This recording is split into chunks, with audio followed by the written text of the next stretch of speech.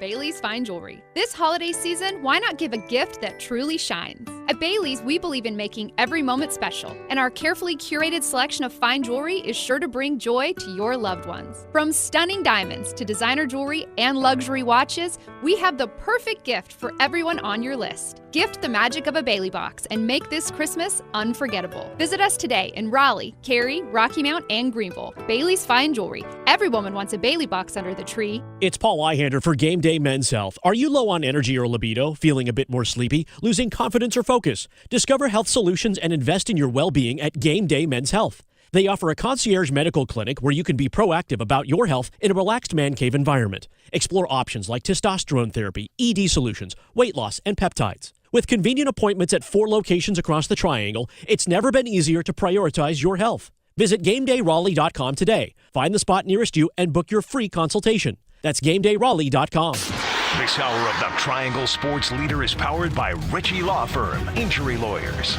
Ritchie Law is on top of it. Go to RitchieLaw.com.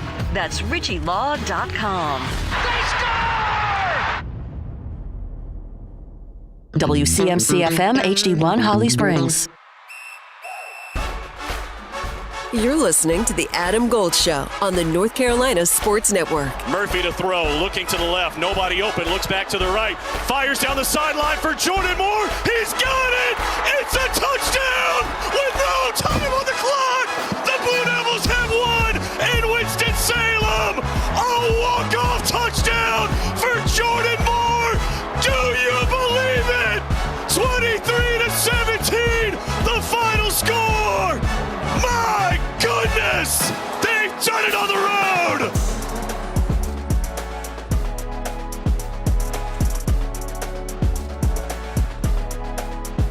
Hope David Shoemate's okay. I know. Seriously, is he all right? Has anybody checked on him? I'm exhausted just hearing that. I will get in touch with my friend Dave Harding, find out if his broadcast partner is okay after that touchdown. Whew. Tell you what, that was somewhat remarkable. Not somewhat, it was very remarkable. Not sure Dave Clawson still can believe what happened to his team. Yeah. We just, wait, what? So, hey, Duke had a great year. A very funny thread on Twitter. Hi, it's the Adam Gold Show. That's Victoria. Very funny thread on Twitter. Yes. Somebody, because there's so much conversation about the college football playoff or whatnot. And I don't even remember the context of it all, but there was a State fan, because Duke went 9-3, right? And so there was a State fan on Twitter. I'm not assigning this to State fans. I'm just pointing it out because it's important to the story. State fan said 9-3, soft schedule. Oh, boy. Dude, your team was on it. Well, I don't know. Maybe he was counting his own team in that soft schedule. The truth is, Duke didn't have a soft schedule. No. They went 9-3 against a pretty good schedule. Yeah. So, anyway, Duke's a good football team. They're not a great football team. They're not a playoff level football team, but they're a good football team. Still surprised that they are not ranked. Maybe, I'm going to sound weird, but if the committee, I'll just say it this way. If the committee still likes Miami, and they may very well, if the committee still likes Miami, more than likely they would be in either 11 or 12. I promise you Duke is a ranked football team in their poll, because they're not in the coaches or the AP poll. But if the committee still likes Miami, Duke will be ranked because Miami played Duke, and they can justify it that way. But look, I think Duke had a wonderful football season. All right, we're on YouTube as always every day. YouTube.com/Adam Gold Show /999 The Fan. You can find us. We got a hockey game tonight, which means that there will be a post-game show podcast. YouTube.com/Canes Corner. I'm Adam. That's Victoria. Mm-hmm. Do we have anything else? I don't think so. All right. There was a football game last night. But... we're going to talk about it. Yeah. And let's play the music. start of the Canes' bounce-back stretch has to begin tonight. Yes. Has to begin tonight. I'll talk about that. We'll have the final fake rankings in college football drop tonight. That's tonight. I know you're excited for him. Oh, yeah. Well, very conveniently, I have had something else to do every night. Oh. I don't know if the Canes have always been playing on Thursdays, but I haven't even had the option of watching what I don't want to watch. Yes, right? They have had a lot of Thursday games. Yeah, so we'll talk about the revisionist history of Mack Brown. Yes. That's a real thing. We might actually start with that. A critical week for ACC basketball begins tonight. I believe by the end of this week, the die will be cast on any major significant changes to power rankings. I do think that by the end of this week, we're going to be pretty much done with, massive fluctuation in power rankings. Where you are now is probably where you're going to be. And that does not bode well, again, for the Atlantic Coast Conference. Jameis Winston threw 6 touchdown passes. He did. Not all to his team. No. As we finalized Week 13 in the NFL. And Major League Baseball might be giving us the golden at-bat. I will explain what that is. And no, it is not our number one story. There is a joke in there if you want to find it. Yeah. If you want to find it, it's in there by all means. Let me start with the Carolina Hurricanes very briefly. Rod Brind'Amour is going to join us in about 20 minutes. And I'll tell you why I think that this is a stretch where they must bounce back. Carolina, this 9-game stretch in 15 days, it produced a 5-3-1 record. That ain't bad.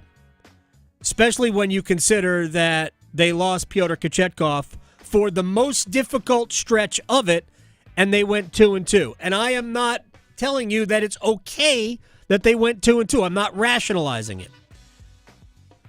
Put it all in one big perspective. 5-3-1. I think they left points out there. They should have taken 2 points in Columbus, not 1. And I thought they could have very easily, with better performance, gotten something out of at least one of the games against Florida. They didn't. They didn't play well enough in either game. Both games were relatively even. I thought the Friday game against Florida was much sloppier both ways.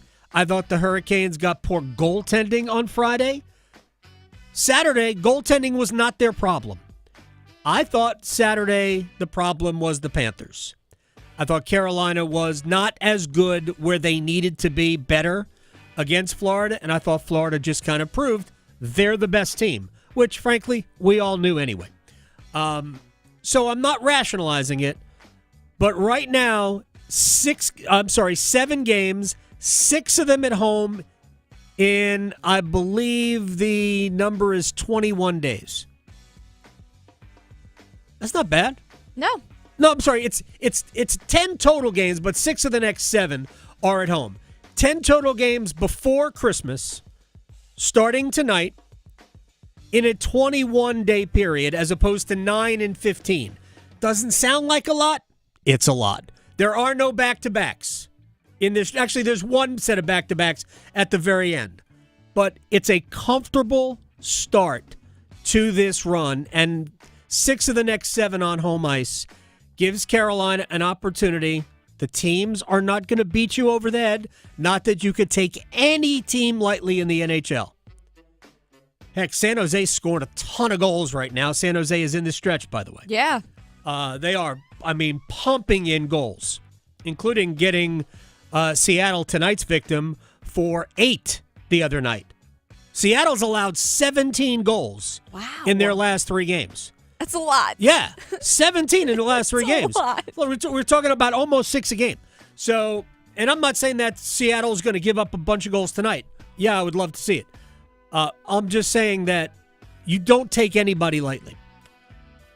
But after this stretch, getting Pyotr Kochetkov back getting Spencer Martin back into a role where he is at least a little bit more accustomed being a clear number 2. Frankly, he should be a number 3. We'll address that. I'm not crazy. The Hurricanes signed Dustin Tokarski to a 2-way contract. Going to spend the time in the minor leagues, but I guess theoretically he could get called up for an emergency start here or there. Maybe if they had signed Tokarski before, he would have started the game Saturday in Florida and not Spencer Martin, but it is what it is.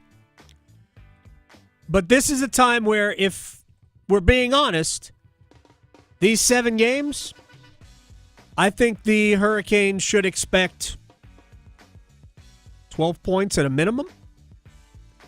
That's where I'm setting the bar. I think the team needs to win basically all of these 7 games. You're not going to, so we'll allow a couple of blips, maybe a couple of overtime losses in this. But they should get 12 points out of these 14 in this stretch. Two at home this week, 1 quick trip to Long Island to play the Islanders, and then back home for 4. That's what I am deeming adequate. And we all know what I say goes. All right. Final fake rankings for college football drop tonight. And my anticipation is that we as observers / fans of the Atlantic Coast Conference, my prediction is that we will not be happy by what we see. And part of that is the committee is, what it was, what it always has been. And that is biased towards 2 leagues. It's biased towards the SEC, but that's deserved bias. If they wanted to put 6 SEC teams, 3 of them that have 3 losses, if they wanted to put 3 of those teams in the field, I will not cry. If they want to put Alabama in with 3 losses, I'm okay with it. They want to put South Carolina in with 3 losses. I am okay with it. Heck, even Ole Miss, if they want to put Ole Miss in the field, I'd be all right with it. Here's my issue with what the committee is going to do. The elevation of Penn State, the elevation of Indiana, without any credentials. Based on, well, we live in this gated community, therefore we must be great. No, you're not. Combined, Ohio State, Penn State, Indiana have 1 good win. Combined. And Ohio State's is at Penn State. Penn State's best win, Illinois. Come on, no good. Indiana's best win, can't really find it. Michigan? That's it. Now, Michigan beat Ohio State, but how much of that is about Ohio State, since I didn't think Michigan really tried very hard to win that. I thought Ohio State tried really hard to lose. Anyway, that's what's going to happen tonight. We're going to see Oregon is the number 1 seed. By the way, they will play Penn State this weekend. We're going to see Oregon. We're going to see Ohio State, Penn State, Indiana. I bet all 4 will be in the bracket. Yeah. And I am blown away by the, well, you know what? Look at their record. Look at who they didn't play. Penn State, I can buy a little bit, because at least Penn State played West Virginia in non-conference. Indiana didn't even try. Didn't even try in the non-conference.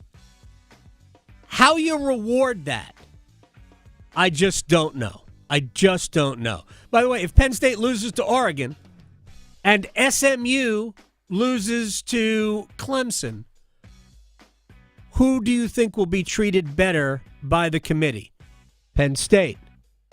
Even though they're in identical situations. Identical. Mm-hmm. And at least, again, I'm not even saying that SMU is better than Penn State. I don't see the difference. I really don't see the difference. All right.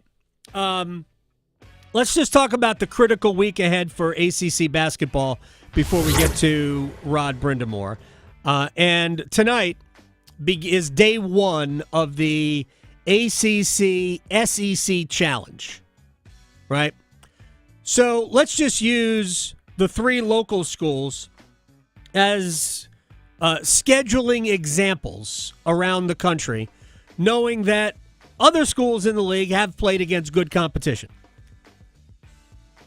NC State lost to Purdue, right? And BYU. Duke has a win over Arizona, which I'm not sure how good that win is right now. Arizona looks like they're kind of in the bin. But also have losses to Kansas and Kentucky. North Carolina went out to Maui, rallied to beat Dayton. Remember, they were down big against Kansas, but came back, took the lead, and then lost. But then lost to Auburn and Michigan State. So, against high-profile competition, not great. Duke has 1 win, Arizona. North Carolina, none? So Duke has the 1 good win. I think Dayton's a good win, by the way, for North Carolina, but just for the sake of argument. And I'm just using this as we have a snapshot of 3 schools here because this is where we live.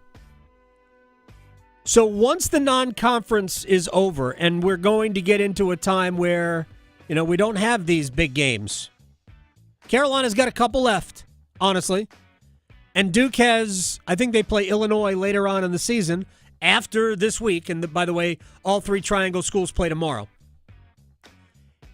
It's incredibly difficult to alter the power ranking of the league as a whole because we're pretty much, we're not completely done, but we're almost all done with the impactful games outside of the league.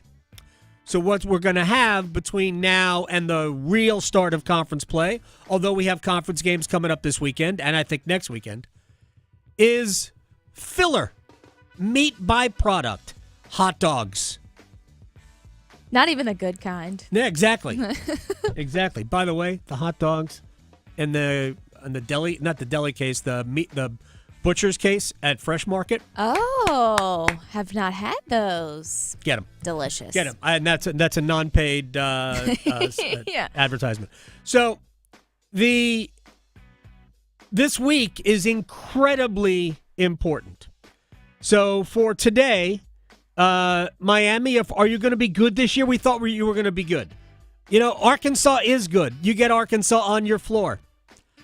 It's kind of a put-up time for Miami, right?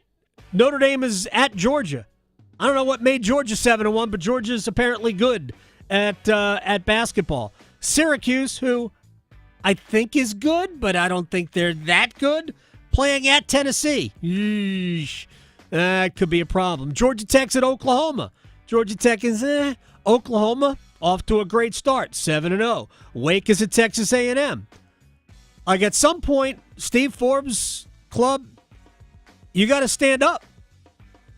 And like they won a couple of good games outside of the league last year, but we need to see more from Wake. Louisville, who I think is pretty good, has a home floor game against Ole Miss. Ole Miss is ranked right now. I think this is an opportunity for Louisville to make a little bit of a statement. As for tomorrow, Alabama at North Carolina.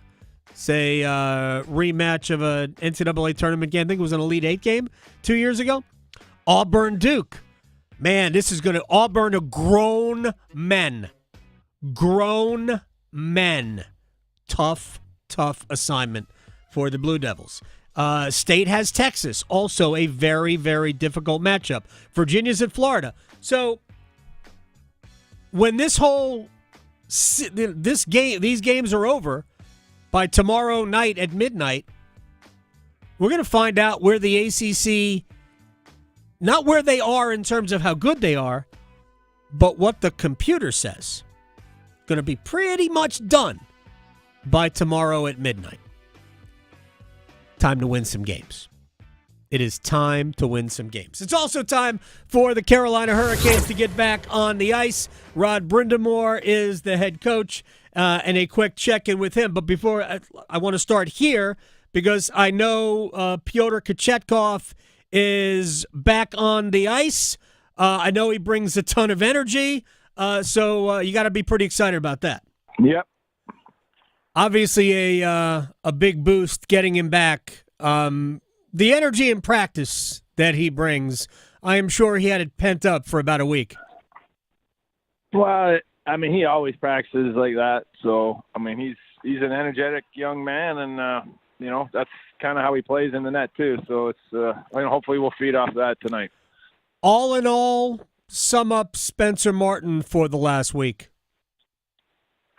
I don't want to throw it all on him. There's obviously a couple goals I'm sure he'd want to have back, but we didn't score any the other night, so it wouldn't have mattered, So I don't really look at it. We put him in a tough spot. He hadn't been a guy that's played a ton, and we made him play 4 games a week, and so that's not ideal for him. But I thought he hung in there for us, and we left him out to dry here in that third period the other night. Yeah, maybe both third periods against Florida. The truth is, I think, all in all, I think you got about as good as you could expect from Spencer Martin. I thought he acquitted himself fairly well. It's hard to assess, probably. I don't know, maybe it isn't hard to assess the 2 games against the Panthers. I guess the first game, you can say mistakes and maybe a couple of shaky goals. I thought, frankly, the better team won on Saturday. How do you assess those 2 games? They were very different, even though the same outcome. Yeah, I don't know. I thought that through 2 periods, both games were about the same. Could have went either way. We get a bounce, they get one, whatever. The third periods in both games were the same, and that's where we didn't stick with it enough and made some glaring mistakes, and then they capitalized on it, which is what it's kind of how they play. So we knew that coming in. We just we weren't able to execute the way we wanted to. So you got to learn from it and move on. All right, the line combinations look very different. You were very stable for about a month.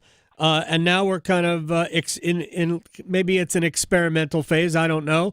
What do you like about Aho and Natchez playing together, other than those are 2 pretty good players?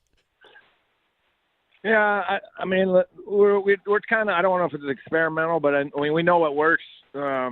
Usually keep that line together up top, and then we're trying to find a little bit of something more than what we've gotten out of our top guys, and so maybe shuffle them a little bit and see what might come of it. And then if it doesn't work too well, then probably have to just go back to the way we had it at the start of the year. But, we're looking at big picture. We want to get our top guys going, and that's kind of what we're looking for here tonight. This is a big stretch of hockey for you right now. 6 out of the next 7 are at home. There are no back-to-backs. You've got a couple of days off between games on 2 different occasions. Just looking at it big picture, does this maybe give you a little chance to kind of catch your breath rather than the rapid machine gun fire games coming at you? Yeah, definitely. They're all big stretches. It doesn't really matter, what time of the schedule. They all seem to be big stretches. But when you're at home, you have a lot of home games coming up. We got to definitely make sure we play well and obviously won the game. So I don't love it when we play a ton of games in a row and like we had that stretch, because you can't practice. You're managing rest. You're not really. I just don't feel. I feel like a lot of times you don't really get better. You're constantly just kind of hanging on, hoping to get through the games. Obviously, you play your best, but. So I like having a little bit of a break in between, and that's kind of what we're going to have here coming up. Yeah, if when you're playing games, 9 and 15 days, which had multiple back-to-backs, I think 3 of them, you're the whole thing is like if you get started well, it can snowball. But if you're fighting some things, there's no room to correct it. Yeah. That's part of it, but. Listen, every team has to go through it, and a schedule same for everybody. You got to manage it the right way, and I think we've done a nice job of that over the years. It's just we hit a bump here on the weekend where we hit 2 games against the best team, and we didn't quite perform the way we needed to. So that's the learner on that. We got to, like I say, turn the page and get back at it tonight. I know in a small sample size, the simple plus minus isn't really that good a stat. I'm not putting too much into it. but I am curious. Aho and Jarvis were each minus 5 over the last 2 games, or last 3 games.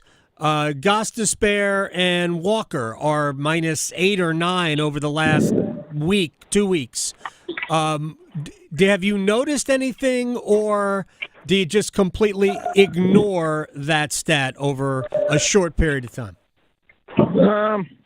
Well, you don't ignore anything. I mean, there's some truth to everything. I think you know sometimes everything gets a little bit overblown, and certainly that plus minus thing is a tough one.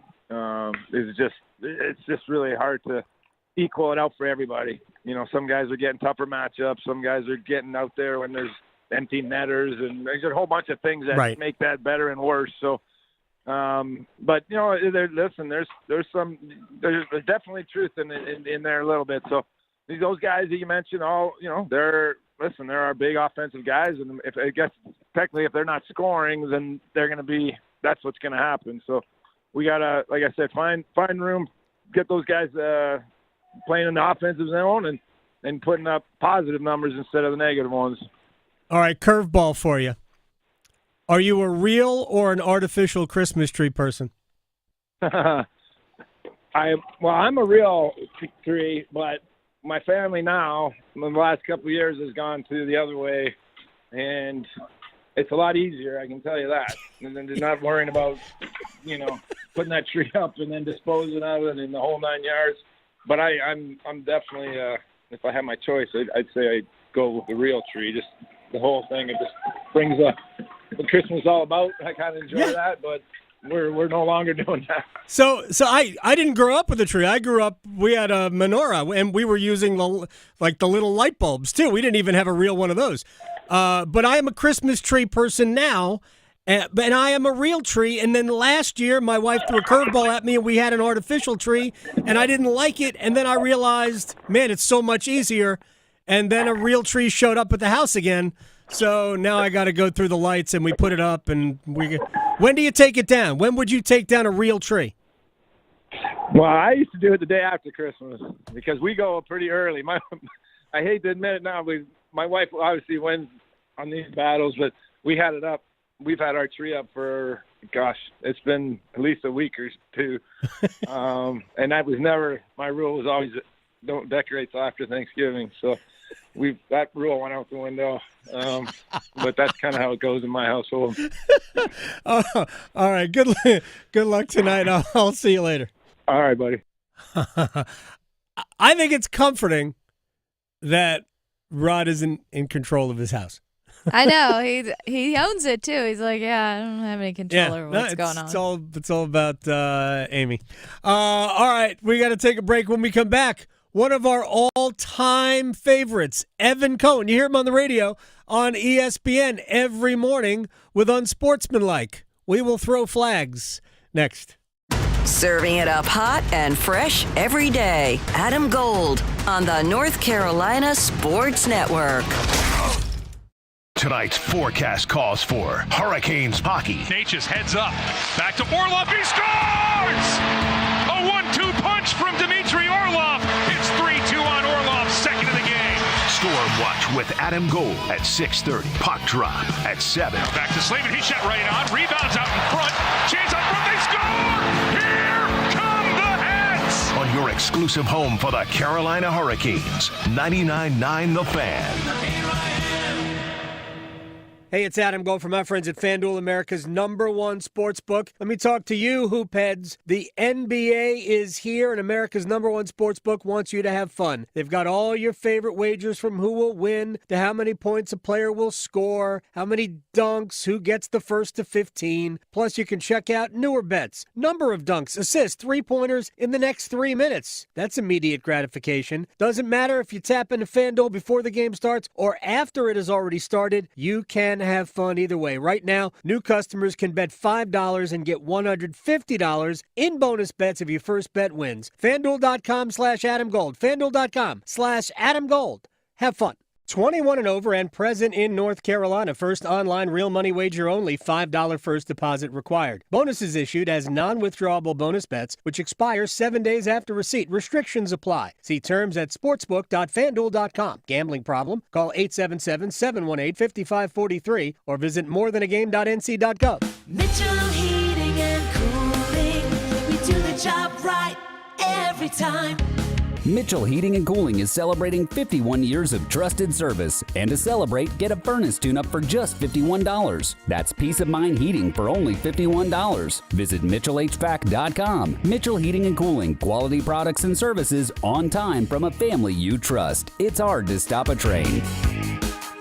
The best solutions every time. Welcome to the North Carolina Education Lottery Winners Club Aromatherapy Room. Our first scent is the essence of this month's scratch-offs. I'm getting notes of anticipation mingled with cold hard cash. Anyone else? Oh, is that tilapia? Sorry, that's my lunch. New Diamond 10X and Lotteria are here. The Winners Club awaits. Must be 18 to play. Approximate overall odds of winning range from 1 in 3.99 to 4.23. Problem gambling helpline 877-718-5543. In this year with a bang at Atlantic Spas and Billiards. Great savings on hot tubs from Hot Spring and Caldera. In stock and ready for delivery. Indoor and outdoor saunas from Finleo. Big time factory direct savings. Huge selection of indoor and outdoor pool tables, shuffleboards, table tennis, foosball, and air hockey. A super grill department featuring the Green Mountain Pellet Grill.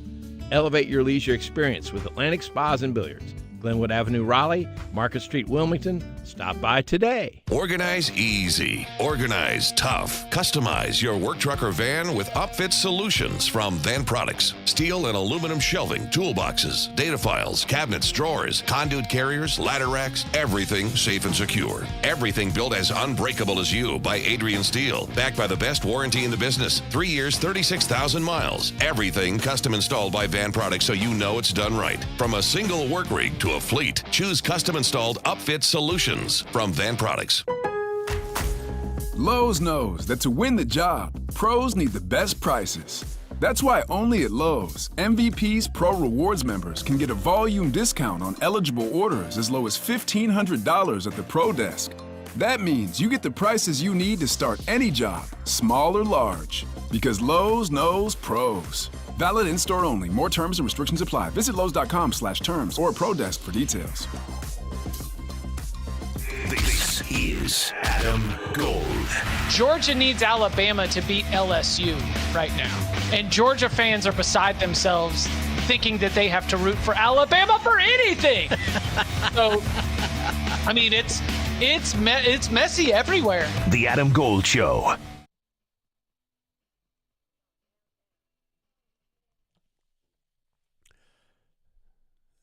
It's the Adam Gold Show. I'm Adam Gold. Victoria's here. Every morning without fail, I am entertained by this gentleman. Evan Cohen, Unsportsmanlike, ESPN Radio, at EvCo Radio on Twitter. Sir, are you on Blue Sky yet? No. Should I be? I don't know. I'm not sure. I think that's my answer, too. Like, I know about it, obviously. Yeah. And I feel like, we had the big run of Threads. I got on Threads. I haven't done much on it. I'm only new to Instagram, same handle, at EvCo Radio.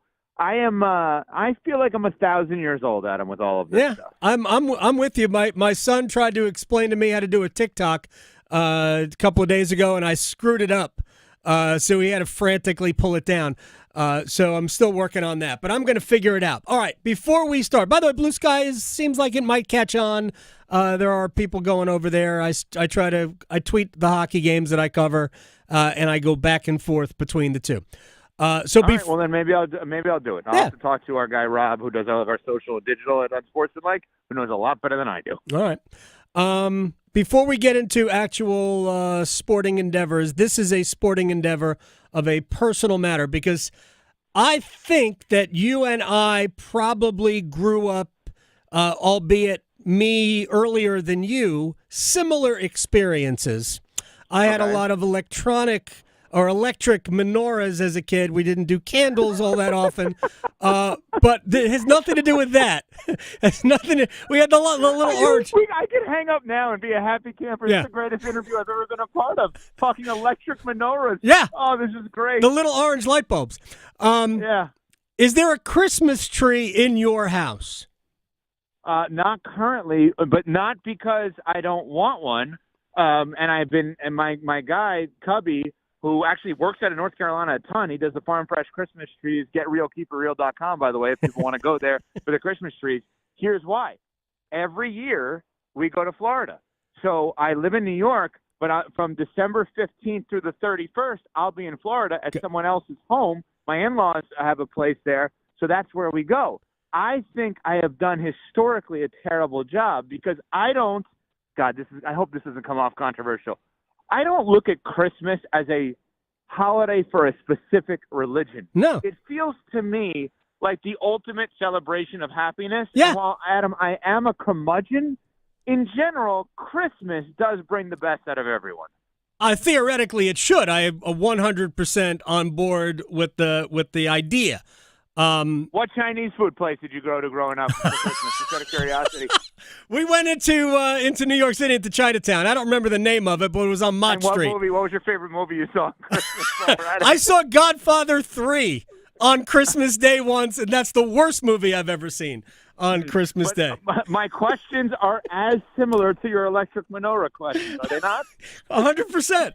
Of course. 100%. See, I thought we had shared experiences. Oh, we do, clearly. So I've become a real Christmas tree person. My wife threw a curveball at me last year and put up an artificial tree. And then No. In all seriousness, like if people hear me on the show, my friend is literally the one who runs this entire operation. The fake trees are actually terrible for the environment. The real trees are the ones that are good for the environment. And if you actually think about it logically, if people buy fake trees, you're putting farmers out of business because it's the farmers and the Christmas tree farmers that are working year round to plant and grow the trees for people to actually purchase. Yep. The fake ones are actually the bad ones. I'm with you on that. On top of the fact that out in the mountains, which has had a really rough go of it, they do great Christmas tree business out there. And I've spent a fair amount of time in the mountains of North Carolina, and you see tons of Christmas tree farms. So yes, go with the real. Real's always better. They're real and they're spectacular. Yes, North Carolina Christmas Gary, trees. George, Kramer, and everybody, as a matter of fact, for that. All right, let me. You think you're going to speak in code without me translating? I know every code you're speaking in right now. Well, let's see, because I have some other hidden jokes here for other people, but I'm sure you'll get them. This is not a hidden joke. Robert Kraft, not a Hall of Fame finalist. Mike Holmgren, yes. Robert Kraft, no. I guess they were. I don't know if they were. No, they weren't in the same category as the builder. Yeah, coach and contributor to different things. Yeah. Your thoughts on Robert Kraft? I guess this is the 13th time that he did not advance to the finalists. Yeah, there's something odd about this because, listen, I am a Patriots fan, and when I think about a 20-year run of 6 championships. Let's just do it at the peak of when everything was great, not where we are now with that. Mm-hmm. It was Robert Kraft making the decision to move on from Bill Parcells / Bill Parcells making the decision to move on from him. And do you remember who Robert Kraft hired? It was Pete Carroll. Yeah. And then he hired Bill Belichick. He has had, prior to Gerard Mayo, 3 head coaches. Bill Belichick, Pete Carroll, Bill Parcells.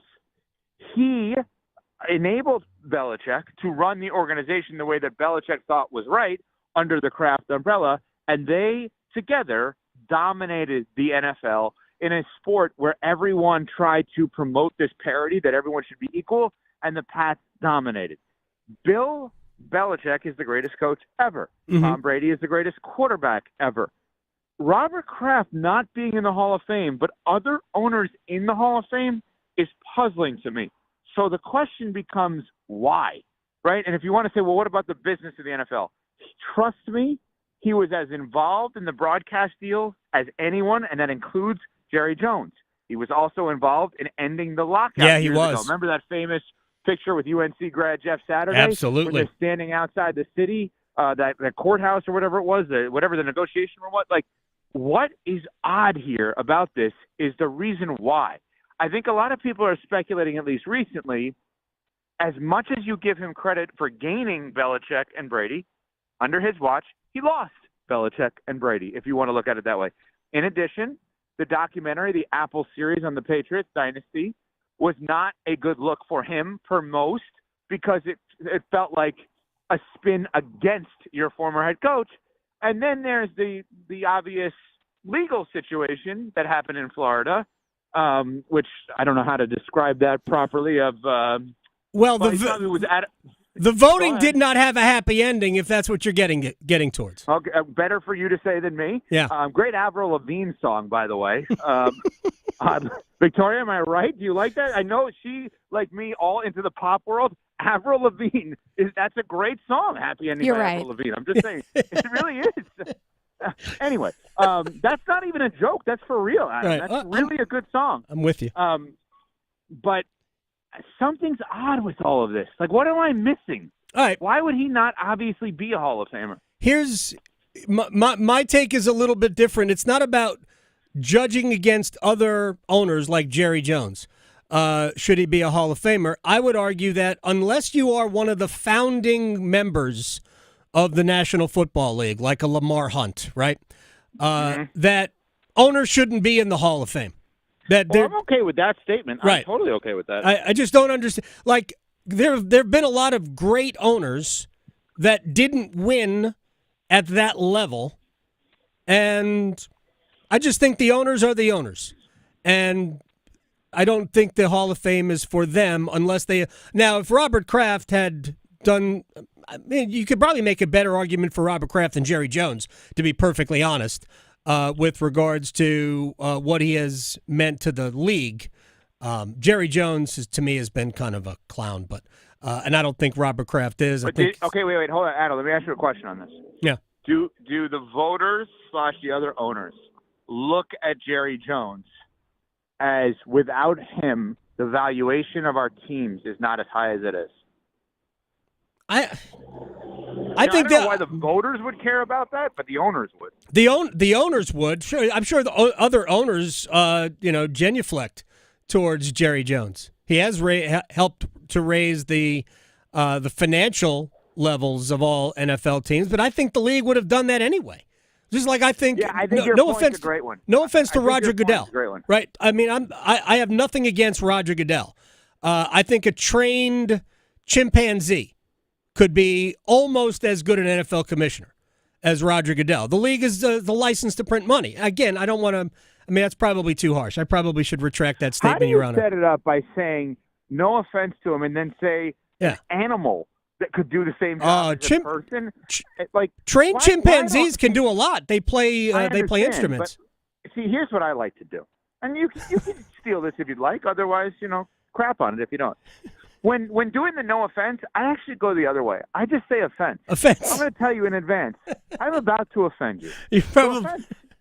You are probably right. All right. Why not just say, Roger Goodell, offense. You're not good. No. He's fine. He is fine. You compared him to a chimpanzee. No, I'm just saying that the job is already done for him.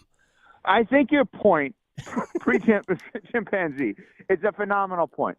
In essence, Adam, what you are saying is, if we're going to vote owners in the Hall of Fame, how is it that the guy who won 6 Super Bowls in 20 years isn't in?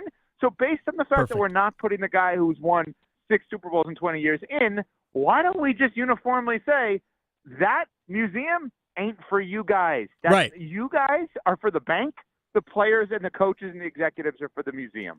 That's what we should say. By the way, tomorrow, ask Chris Canty how Sterling Sharp, who played in the late 80s and early 90s, how he's a finalist in the senior category.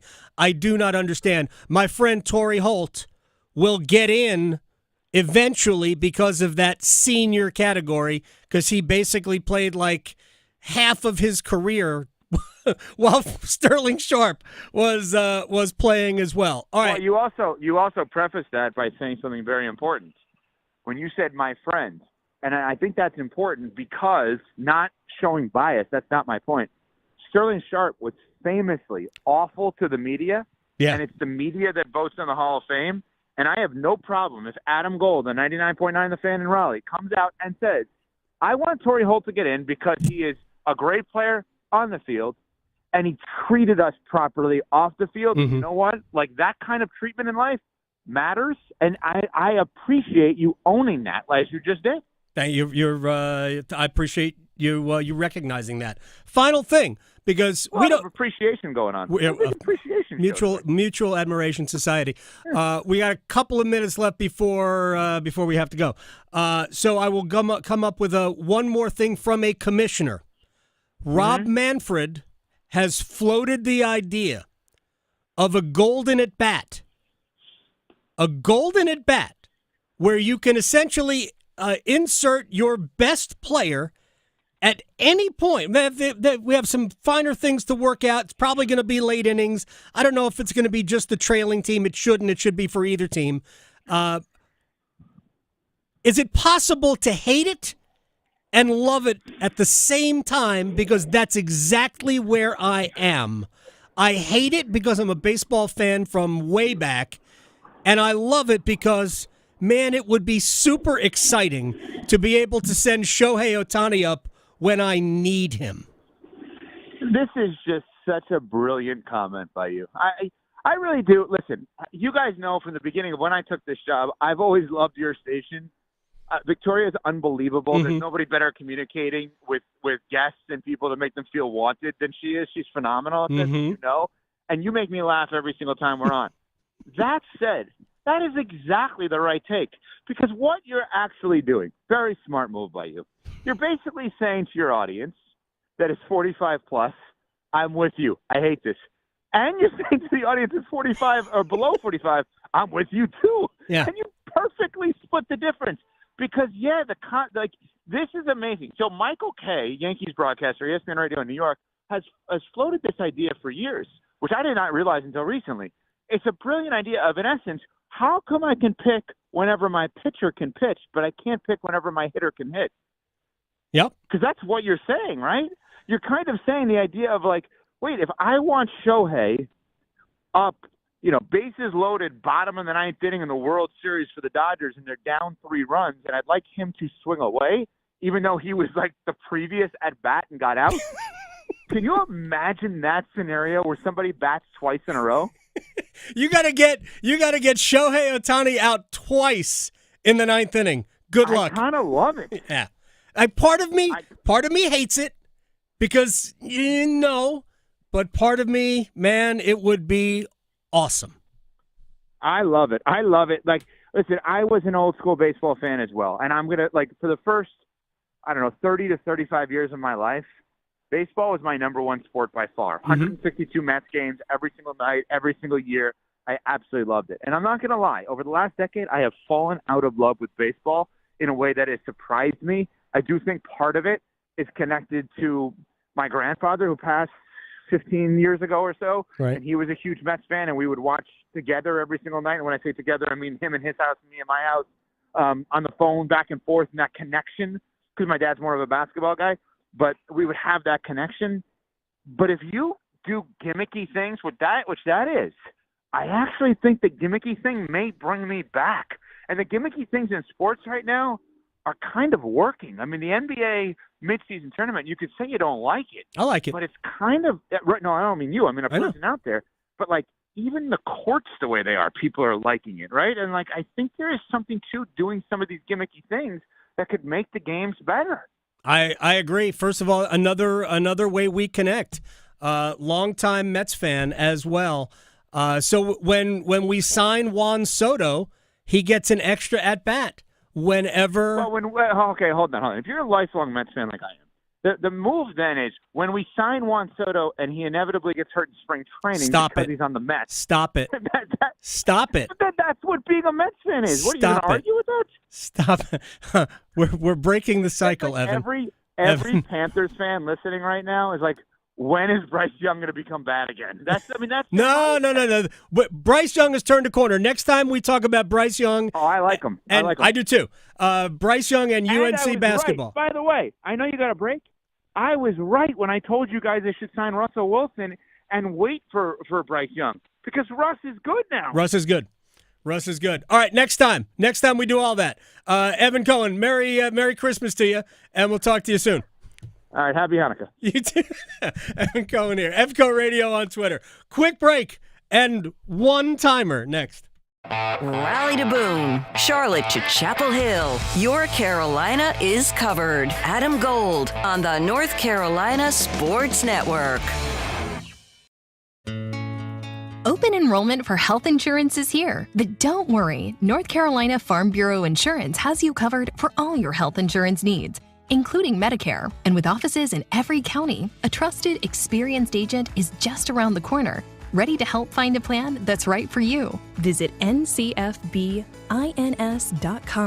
or stop by your local office today.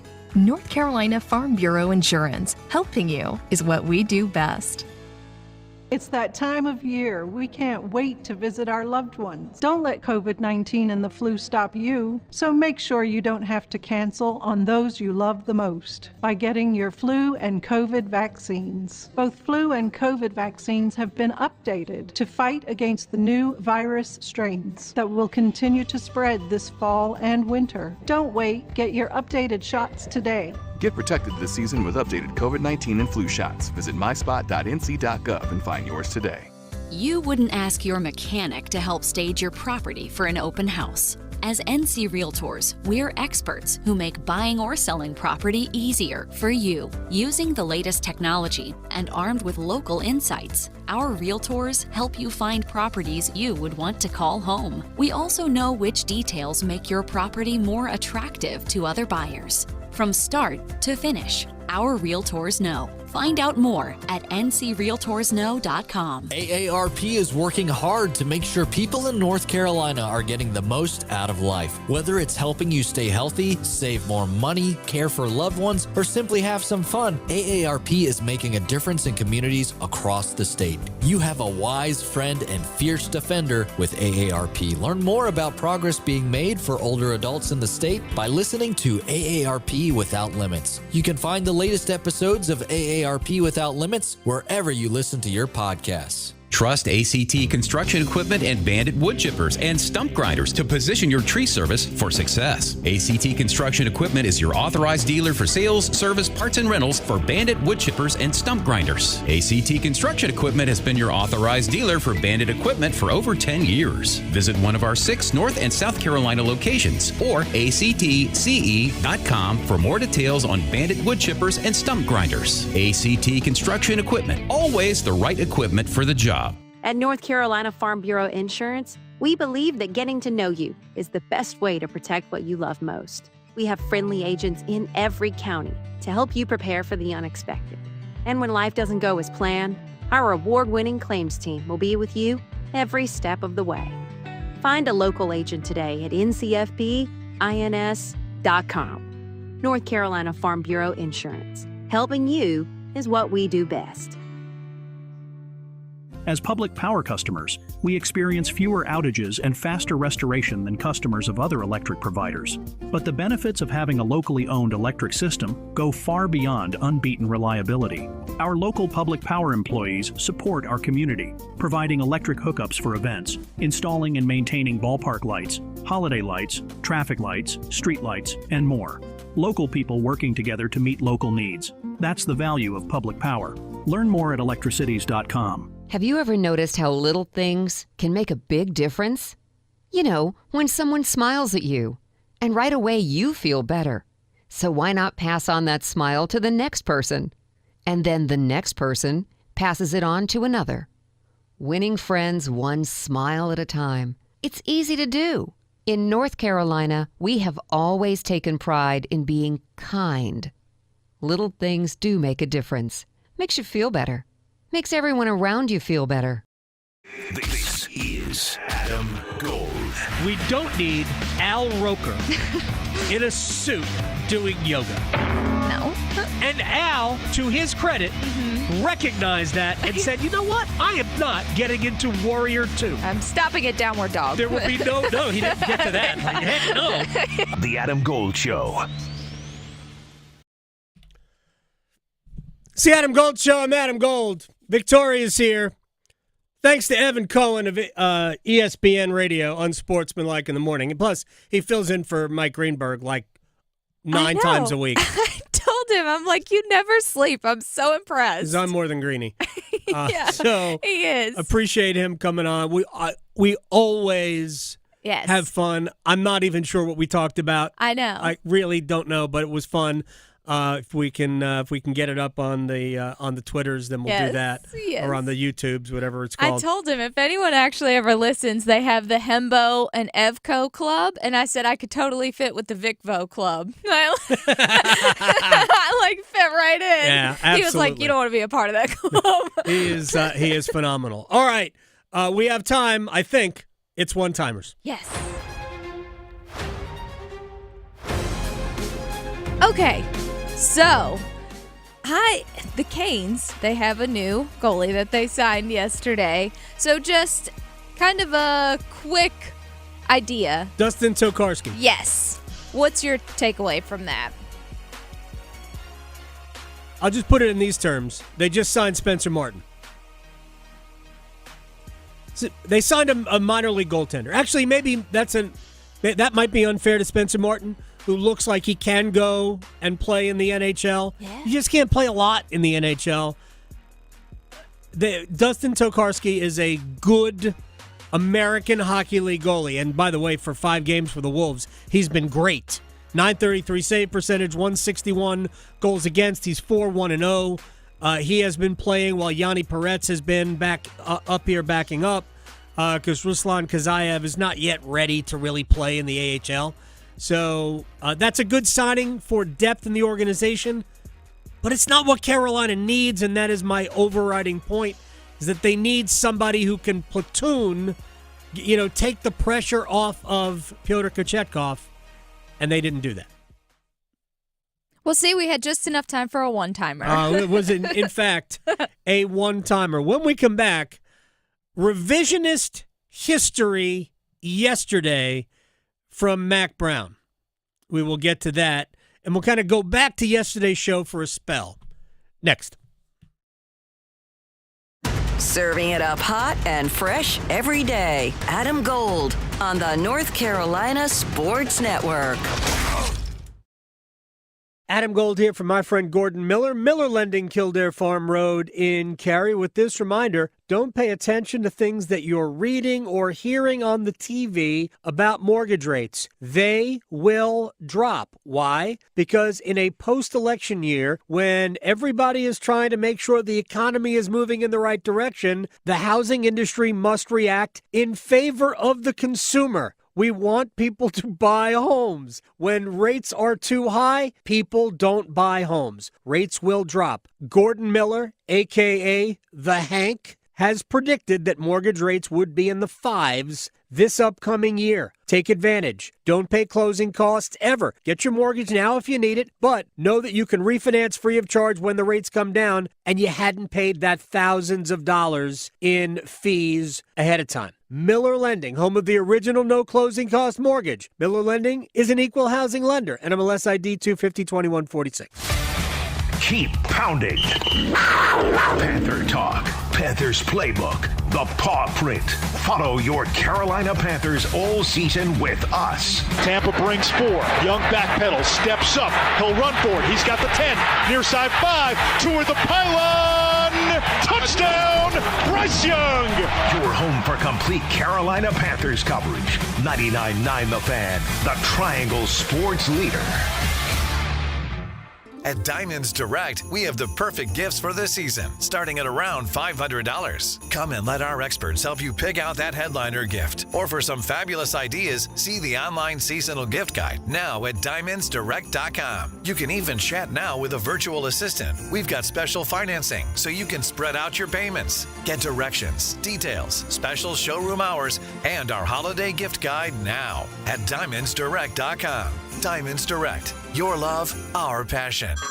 Hey everyone, it's Ted from Consumer Cellular, the guy in the orange sweater, and this is your wake-up call. If you're paying too much for wireless service, you don't have to keep having that nightmare. Consumer Cellular has the same fast, reliable coverage as the leading carriers for less. And for a limited time, new customers receive their second month free when they sign up and use promo code SECONDFREE by January 26th. So why keep spending more than you have to? Seriously, wake up and call 1-888-FREEDOM or visit consumercellular.com. Taxes, fees, and other third-party charges will apply. See website for additional details. Here's Megan with Parkway Sleep Centers. Are sleepless nights affecting your life? Parkway Sleep Health Centers can help. We've treated sleep disorders in the Triangle and beyond for over 20 years. We offer sleep studies, office visits, CPAP machines, supplies, and more. And our streamlined process allows us to see you sooner and usually saves hundreds of dollars. End sleep problems. Live your best life. Experience the Parkway Sleep difference. Visit parkwaysleep.com and start your journey to better sleep today. Parkway Sleep Health Centers. Sound sleep. Sound health. Is your home ready for the holidays?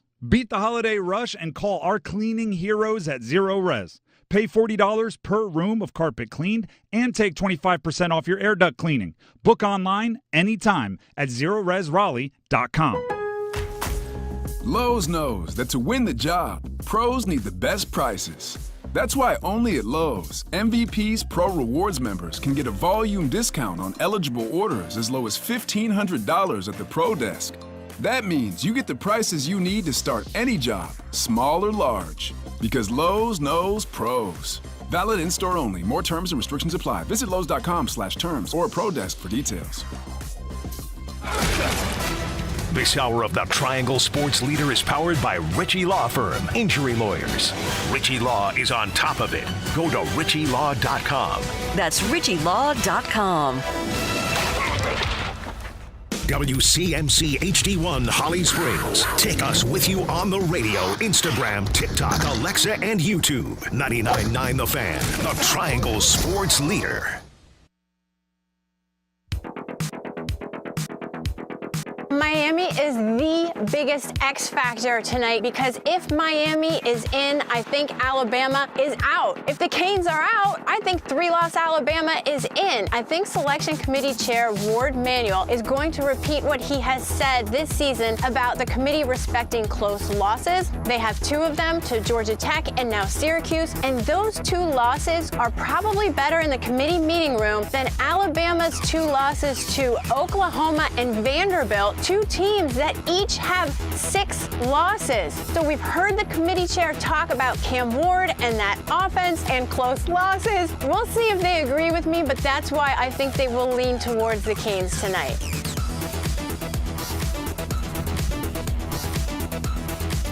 Remains to be seen.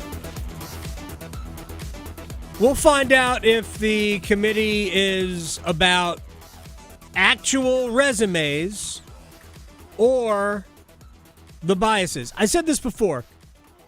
My issue is not with the Southeastern Conference. I think they play the best football. I think they have even some of the teams who are not necessarily playoff teams. Like, I don't think South Carolina is going to make the playoff, but I think they're good. Legit good. And can beat anybody. Again, I don't think they're going to make the playoff. Although I wouldn't be against it if they did. If they were the 11th seed, I wouldn't complain about it. My problem was with the Big Ten. The overinflation of that league, primarily because of its wealth. It's the richest league. That I don't understand. I just don't. Great records, all Twinkies. There's so much empty calories in Big 12 schedules. I mean, by the way, it's not worth it. On the low, Mm-hmm. those like Hostess cupcakes, Mm-hmm. you peel the chocolate layer off the top. Oh, the one with the design, the little drizzle on top? Yeah, you just peel the layer off. Right. Eat that first. Oh. Then eat the cupcake. Oh, or don't even eat the cupcake. Throw the cupcake away. Just the top part. Just eat the top part. That's all you need. Okay. All right. It's good to know. Let's we'll talk about that with Chip Patterson coming up in just a few minutes. Second take on our news of the day. And I want to do a little revisionist history here and I'm going to be quick. So what I'm going to do very simply is tee up. This starts with my first. Is this Greg's answer? This is Greg's answer. Okay, let me just set the question up. Greg Barnes from Inside Carolina joined us yesterday. And remember what Mack said after the game Saturday night is that I was going to retire Monday. And meanwhile, we had all this news from the previous 2 weeks about Max telling people he's coming back. And then Mack flat out answers the question, are you planning to be the coach next year? And he said yes. So I asked Greg, is that the way you thought this was going to play out, that he was going to retire today? It's kind of hard to filter through the he said, she said aspect of things. Right.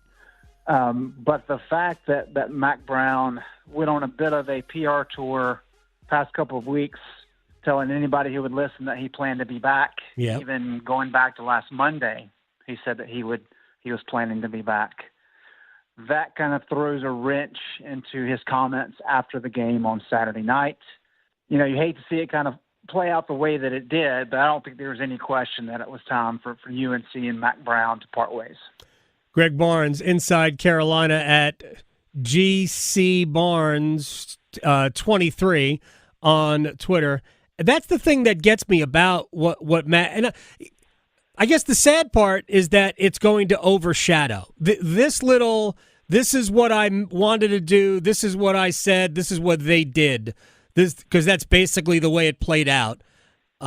It's going to overshadow the Mack Brown 2.0. So only one more about what actually happened. Because if it would have been very easy for Mack to just tell Bubba Cunningham, hey, when the season ends, I will retire so we don't have to go through this. So it almost leads me to believe that, like we're just playing revisionist history with all of it.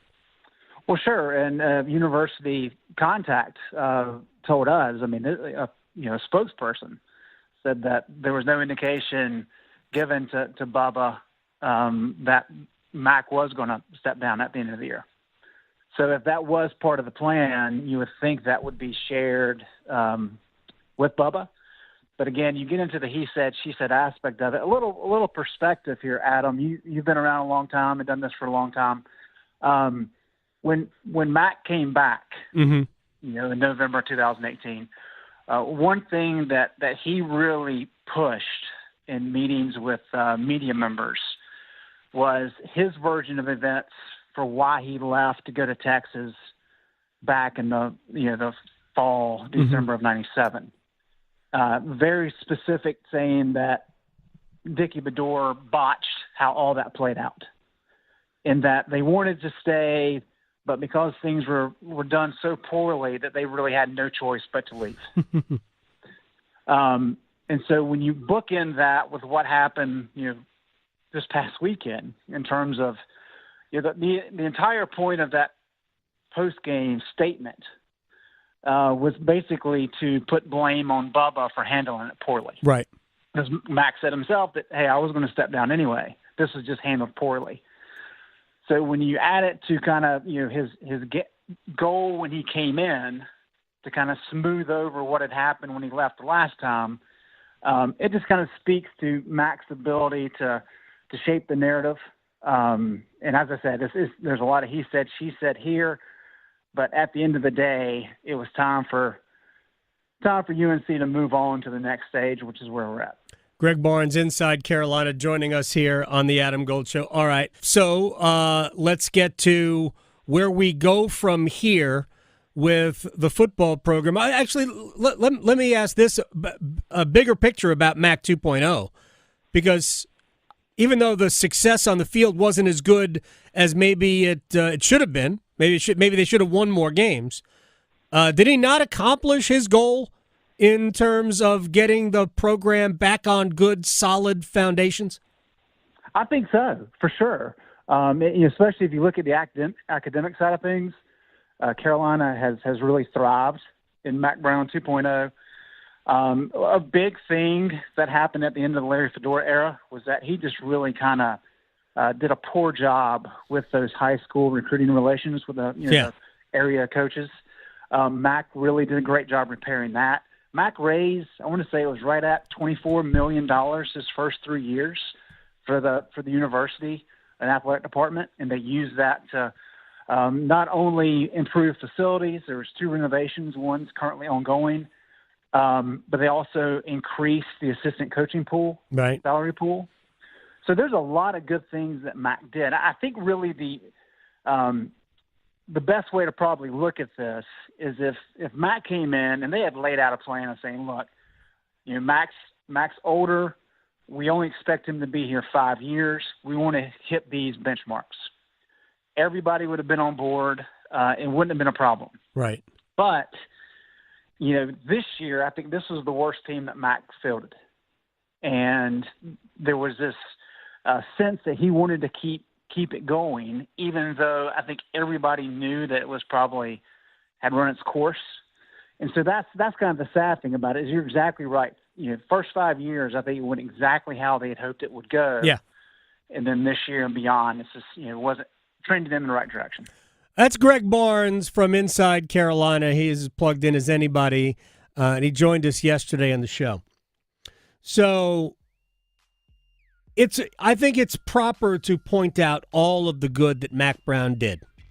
Mack 2.0 was great for the university. He should be remembered as such. Here's the problem.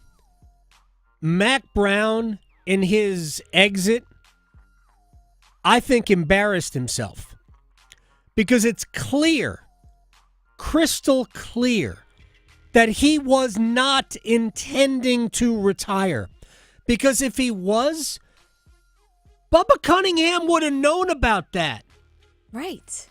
If his intention was to retire Monday, upon giving the answer at the press conference the previous week, saying you're staying, right, he would have said, Bubba, don't pay any attention to what I just said. It was done for recruiting purposes only. I didn't want people talking about me. It's about the program. It's about these kids. I wanted to preserve for them their final home game against State. But Bubba, I am going to retire. If he had done that, you know what Bubba Cunningham would have done? You're a smart man, Mack Brown. You deserve your flowers. You deserve to go out and have your players carry you on their freaking shoulders. Yes. But no, that's not what Mack Brown did. Mack Brown tried to embarrass Bubba Cunningham. And to John Pryor, the president of UNC's Board of Trustees, it's clear that he does not like Bubba Cunningham for whatever reason. I will say this. Not great form to fire him from Hawaii. Maybe not from Hawaii. But he was left with no choice. Because Mack wasn't going to retire. Because he would have told the right person. Mack said, I don't speak to the chancellor. Chancellor, by the way, backs Bubba Cunningham. It's an embarrassing situation.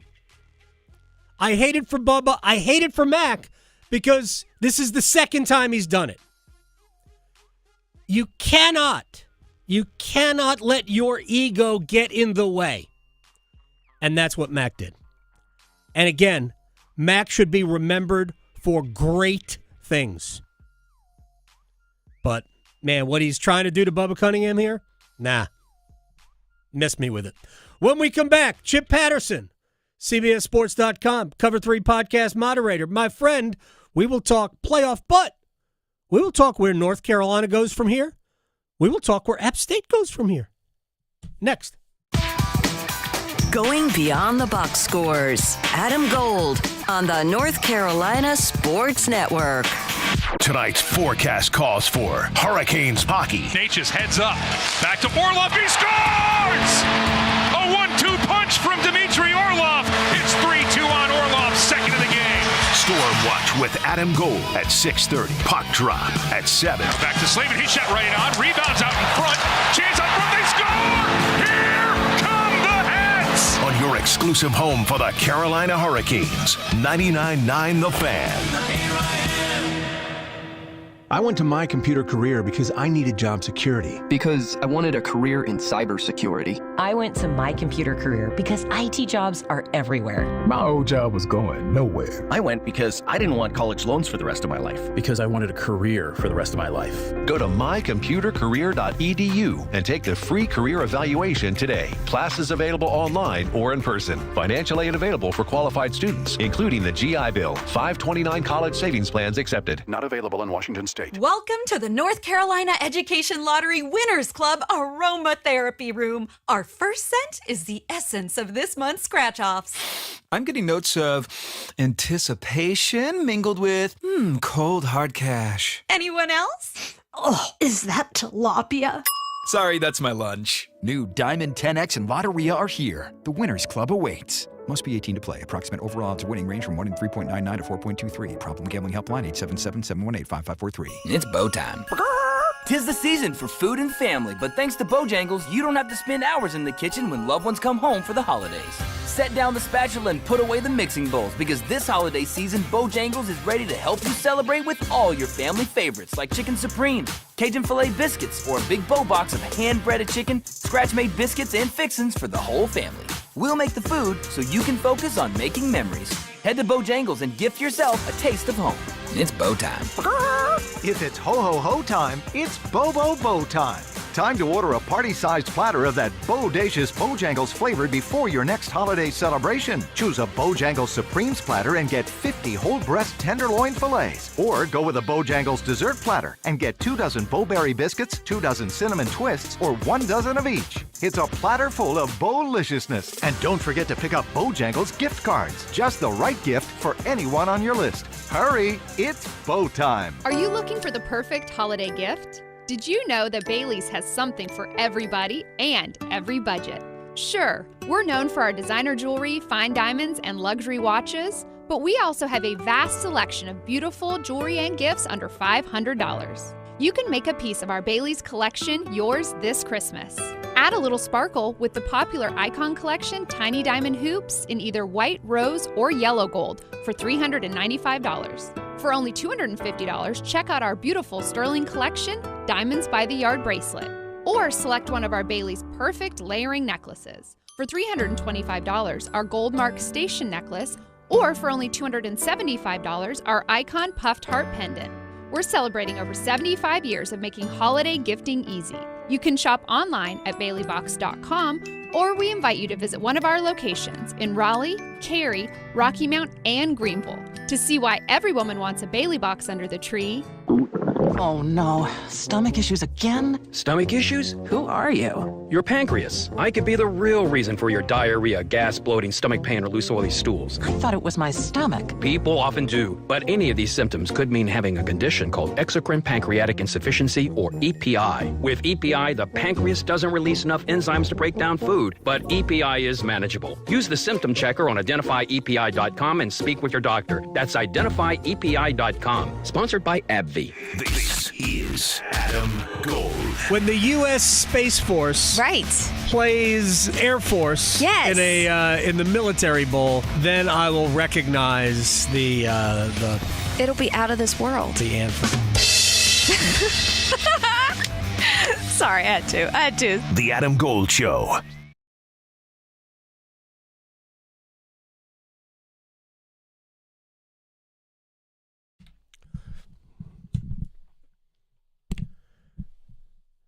It's the Adam Gold Show. I am Adam Gold.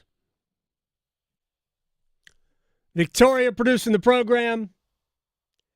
Major props earlier from Evan Cohen from ESPN Radio. Love him. He's awesome. Yes.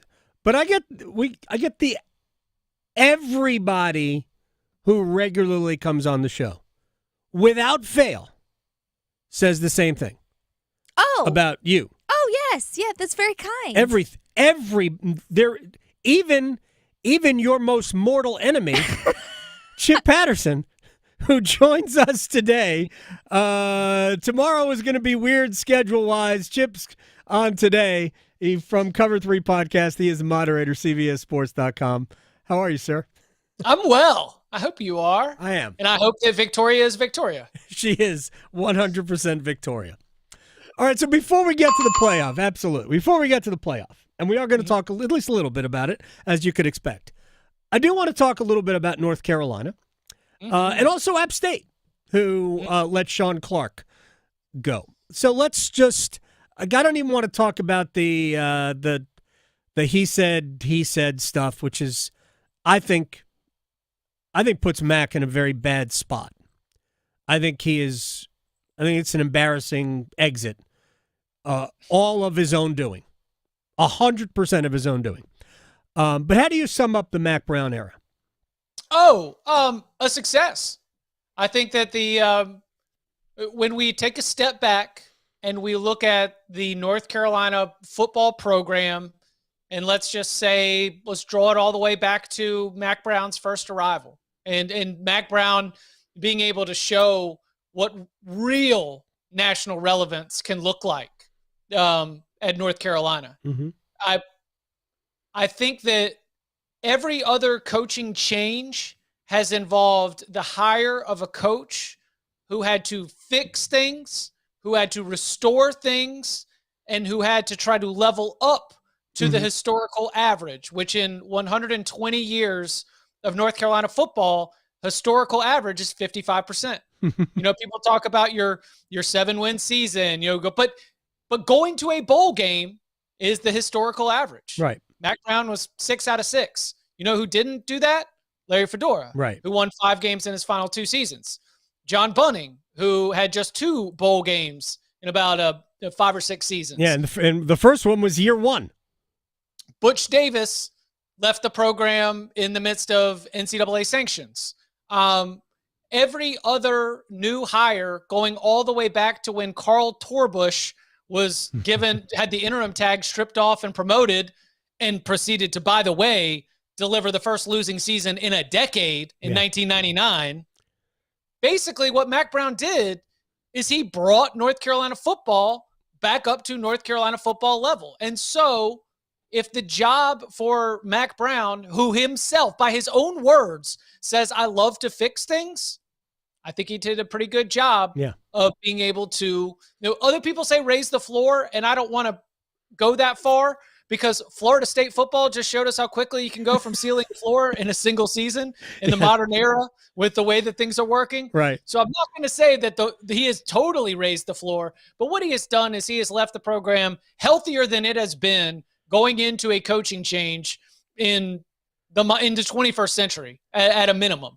Yeah. And so Mack Brown 2.0 was a success. It ended with a toxic environment. And I do want to follow up with this because you hinted at it. It ended with something that was uncomfortable. It ended with a little bit of toxicity, but it also ended in a way that reflects the turmoil at the University of North Carolina that is not isolated to the football program or the athletic department. I think that university alignment has always been a challenge for North Carolina football. And I think that the one piece that is going to make it difficult to bring in potentially a qualified candidate would be if that qualified candidate decides to look at a board that is divided, decides to look at everything that's going on at the university level over the last, basically since Kevin Guskowitz left to go to Michigan State, the way the entire chancellor search went, the politicization of the University of North Carolina in general, that is something that makes me wholly unsurprised that the end of the Mack Brown era did not go well, because I think it reflects the way that the university has functioned at large. So look, that's not a take that I can uncork on the Cover 3 podcast because they don't care. But on this unprecedented statewide platform, we've got a lot of people who do understand what's going on at the university level and how that impacts the messy exit of Mack Brown. We can dig into the details here that you can't get to because Bud Elliott would fall asleep. Yes. And we don't want Bud Elliott to fall asleep. It is a great joy that I have some self-awareness and interpersonal communication skills that when I'm looking at the faces of my co-hosts and they're checking out slowly, then maybe it's time to keep the conversation moving in another direction. Tom Fernelli's leaning forwards, his hat is like that. All right, about where North Carolina goes. And the last part of what you said does impact the coaching search because it prevents you probably from going where I want to go. And again, I have zero inside information. I don't know if you do or don't. It's not even the point. But I would force Shane Beamer to say no. I think South Carolina has a ceiling on what you could do in that league. I don't know what North Carolina's ceiling is, but I think it's higher based on the neighborhood North Carolina plays in as opposed to South Carolina. I think the university profile is higher. I think North Carolina can compensate him at least equally to South Carolina. I think they could if they want. I think they could if they want. If they want, doing a lot of work right there. Okay. All right. So is that a fair statement on my part? I think Shane Beamer's a name on a list. I think the most important thing for North Carolina's search is that they hold a proper search. I think that they should go, hop on the PJ, go to everywhere, interview everyone, have a list of candidates, narrow a list of candidates, because... It started with 30, according to Bubba Cunningham yesterday. Look, that is a proper search. You vet them. You have semifinalists. You have finalists. Right. You go through the process, because when Larry Fedora was bought out, when Mack Brown was brought in, I do not think that was a search like this. No, it wasn't a search at all. It was presented. My understanding is that it was presented to Bubba. Here's our hire. I didn't want to step that far, but yes. But building on that, when Roy Williams retires, it's Hubert Davis. Right. When's the last time that we've had I'm not trying to get English about this, but when's the last time we've had a proper search? Seriously, to go out there and say, we are one of the best jobs available, in my opinion, the best job available. If you are a top coordinator at a college football playoff team, if you are a coach that is on the rise, if you want to get your crack at being able to take over a power conference program and make this, institute everything you've wanted to do, that's awesome. Tell me what that is. And you know what's going to happen when you hold a proper search? You hear a lot of good ideas. You hear a lot of bad ideas. You get a better idea of what North Carolina football is capable of just by collecting all of this information. And in going through that process, you get an even better idea at the kind of candidate that you want. And then you put together a list, and then it comes down to negotiation. And that will be the part that gets tricky when it comes to how much are you willing to pay for the head coach? How much are you willing to pay for the assistants? What can you promise this coach? What can you deliver to this head coach? That will come once you get your final list. I believe the word is that most of the candidates at the top of this list are still competing, which means that they are. Which means it's not Shane Beamer, which means they're playing in conference championship games, or they're in the mix for I guess South Carolina could be in the mix for the college football playoff. But I think that as soon as Saturday is done and the playoff is announced, North Carolina would like to move quickly. I mean, you're already cooked on signing day's tomorrow. Right. So you're cooked on this class. It's going to be near the bottom of the ACC. It's going to be outside of the top 60 in terms of the national rankings. It will be something that is going to be a real challenge to rebuild. But if you make this move quickly, then you might be able to at least get a little bit of a winter portal class and then be able to try to get your staff in place to get things moving ahead when it comes to getting things started in January. All right, let me flip over to App State, since they are well within the footprint of this, as you say, I never do, unprecedented statewide platform. Well, the platform itself, if we're going on technicality, platform is worldwide. The platform, yeah. The platform is the platform. We're on YouTube, man. You can find. I mean, look, people chime into the Canes Corner podcast from Australia, from Saudi Arabia, from Ireland, from California, wherever, Japan. We are everywhere. I kid you not. I see it all the time. I believe it. I've seen the data. We're in Finland. We have some Finns. That is actually the least. But I was more surprised at every country you mentioned except for Finland. Yeah. Finland makes 100% sense. Well, there was a week we were like number 2 in hockey podcasts in Finland. Okay. App State moved on from Sean Clark. It gets me to this bigger picture. First of all, if I were them, I'd call Trey Oliver. But that's just me. I know him. I know his work. I think he's a great coach, a great communicator. I'd love to see him get that opportunity. Anyway, but it brings me to this, and I talked about it yesterday. The news broke in the middle of the show. We really didn't have a lot of time to digest it. But I've said this about a lot of jobs that get hired. Somebody gets hired for this reason. If you hire somebody because you think they're there for the long haul and you are App State, you're hiring the wrong person.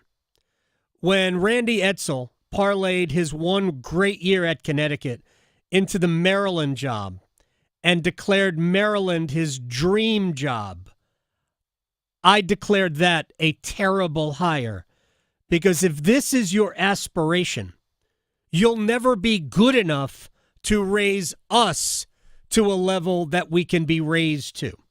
So if you're East Carolina, and I don't know how it's going to work with Blake Harrell, if you're East Carolina, if you're a school, frankly, maybe if you're North Carolina, your plan should be to hire somebody who's so good that I'm going to have to hire somebody else 3 years from now.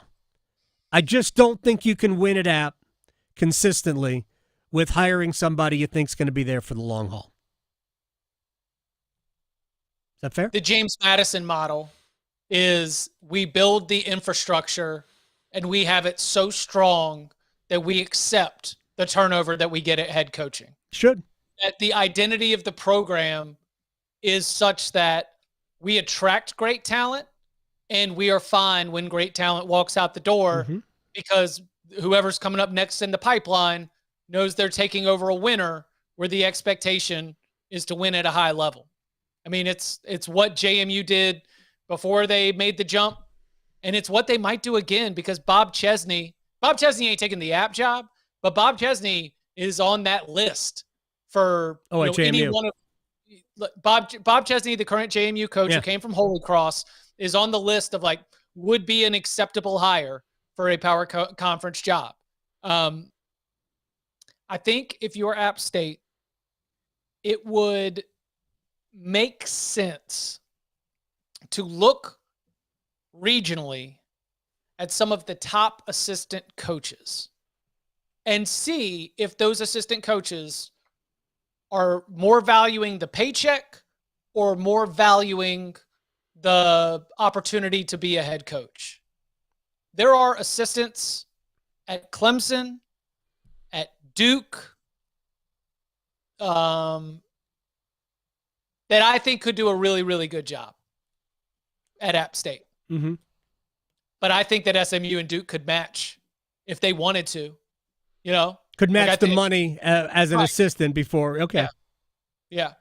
And so that's what you all like. For example, let's say you play the part of your good friend Nina King. I will. My name's Jonathan Brewer. I'm the Duke offensive coordinator. I've just been offered the App State job.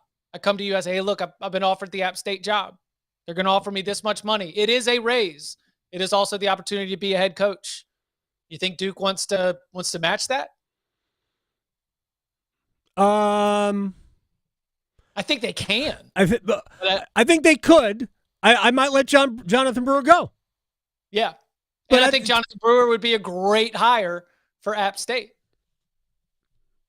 I just think that there are very talented assistant coaches throughout the SEC, throughout the ACC, and I think that's what App State tries to sell. And what happens is if Brewer is successful, I'm thinking about it from the App perspective. If Brewer is successful, he's moving on, and I should be okay with that. Right. You should always be ready. Every 2 years, if you do your job well, every 2 years or every 3 years, you should be looking for the next head coach. And if you're not, you didn't get the right head coach to begin with. Basically, what you're talking about is, you want App should be the Dortmund JMU is the Borussia Dortmund of college football. Erling Haaland, Jude Bellingham, Christian Pulisic back in the day. All right, let me get to the playoff. Chip Patterson is joining us here. Because the other side of it is like Charlotte reportedly has interest in Bobby Petrino. That is literally the other side of what I'm suggesting. That is just like, right. Come bring us the big name. Right. That's dumb. Who can give us the cachet. And we know that he's not, well, I mean, you can't say that about Bobby Petrino, but you're not dealing with the same kind of upward movement potential that you would be with hiring one of the brighter head coaches. You just want to be a clown. You just want to be a clown show if that's the way they're going to go. All right, let me get to playoff talk tonight. I don't know why there is first of all, would we agree that this past weekend was, if the previous weekend was great for the Atlantic Coast Conference, horrendous. This past weekend was, on the other side, at least as bad, probably worse than last weekend was great, correct? Ooh, that it's like totally a net negative, all things considered? Yeah, because I think the ACC went from potentially 3 to now more than likely 1. Unless SMU is not going to be penalized for a potential loss to Miami. You mean to Clemson? To Clemson, yes. Right. Yeah, I think Miami's out. I could be wrong. I don't think about they that. should be, but I think they are. Yeah, I think that this is going to come down to SMU if it loses, or Alabama. I think it's the only. See, here's my problem. My problem is not with Alabama. I have zero problem if Alabama is in the field. None. I have no problem if South Carolina is in the field. I went into last week saying the winner of that game deserves a spot. And South Carolina's got 3 losses. I would have no problem if South Carolina gets in. I would have no problem if Ole Miss got a bid. I'd have no problem if Texas A&M got a bid. I would not care. I can't for the life of me figure out why the Big Ten is so, why the committee is so enamored, why the voters are so enamored. Penn State, Ohio State, Indiana, 3 teams with combined 4 losses have combined 1 really good win. How are they 3, 4, and 12 or whatever Indiana is in the poll? How is that even possible? Look, I'm not going to tell on you, but I do think that there's an absence of Indiana football that's been watched on that side. Oh no, I'm not even arguing. Yeah, I think Indiana is an 11-1 team that has kicked a lot of ass this year. They have, but they haven't beaten anybody good. They just haven't. So who you play matters. We found that out last weekend at the Horseshoe. The first really good team they played, they got worked. Man, why wouldn't that happen against it? And we don't even know how good Ohio State is. We watched different games. Okay. They didn't get worked? No, they ran the ball pretty effectively. They had 151 yards of total offense, and 70 of them came on the first possession. Until the punt return, they were absolutely in that game. And when they had to chase it, I thought the play calling got a little suspect. And then there was the Ryan Day, I'm going to show you how tough we are, fake and kneel and punch in a touchdown on a quarterback sneak. I'm not even talking about the final score. Their offense, their great offense wasn't good at Ohio State.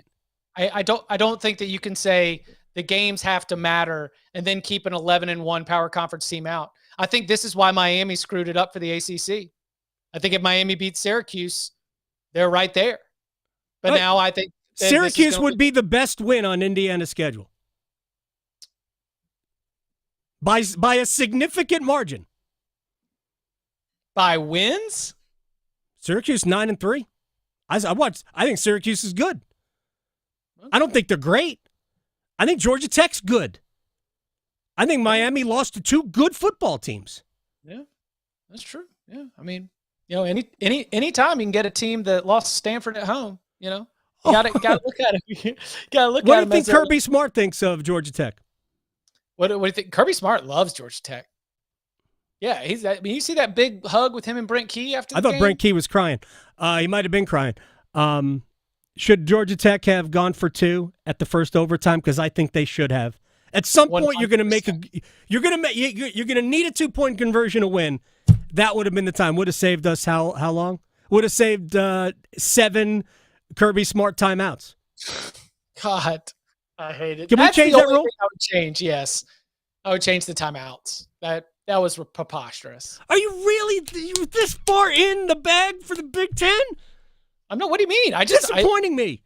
Why? It's the first time I've ever been disappointed in Chip Patterson. I just called you Chris. For no reason, I just called you Chris. All right, hold on.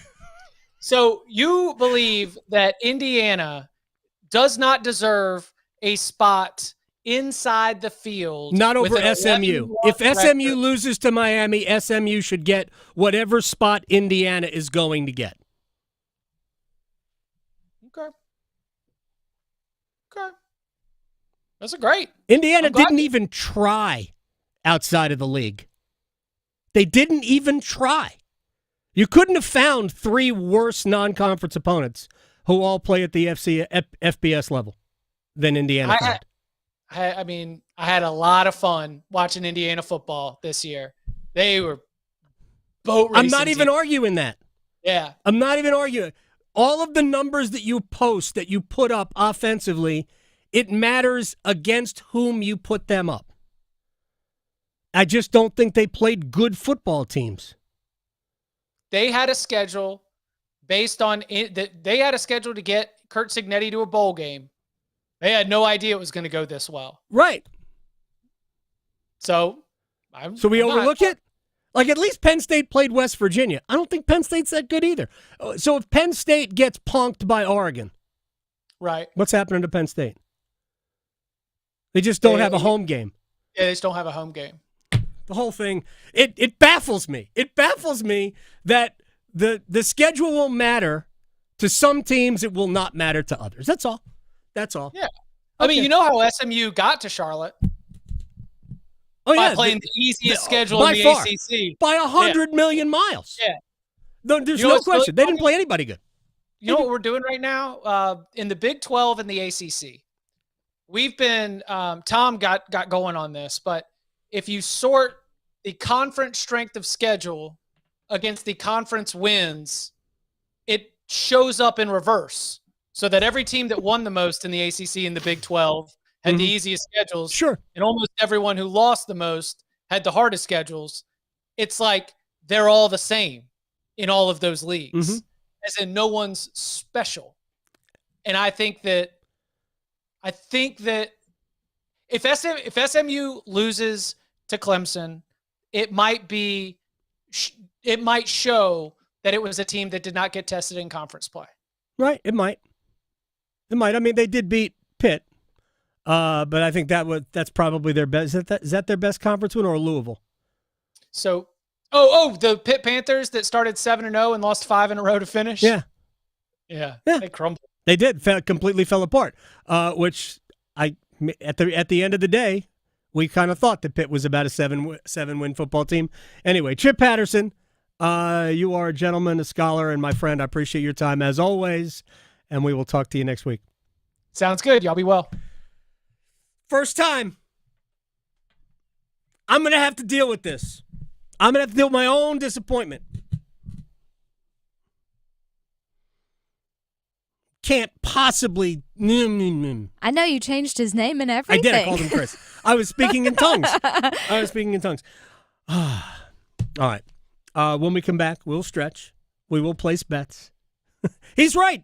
I'm not lying. I would never, ever, ever lie and say, I watched all of these teams. It's Chip's job to watch Indiana football. It's not my job to watch Indiana football. I have watched teams that Indiana played, and there's not a lot of quality in that group. Who you play matters. The schedule you play matters. Anyway, we'll take a break. We'll come back. We'll stretch. We'll place bets. Next hour. What do we have next hour? We're going to talk to Nick Stevens. It's possible that they're going to take all the charter schools and parochial schools. So Gibbons and some of the charters, which are smaller, and have them play in the same conference. Interesting. We'll talk about that, and we'll talk about North Carolina and the playoff next.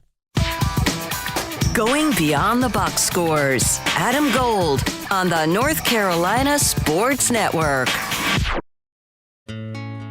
Open enrollment for health insurance is here. But don't worry, North Carolina Farm Bureau Insurance has you covered for all your health insurance needs, including Medicare. And with offices in every county, a trusted, experienced agent is just around the corner, ready to help find a plan that's right for you. Visit ncfbins.com or stop by your local office today. North Carolina Farm Bureau Insurance. Helping you is what we do best.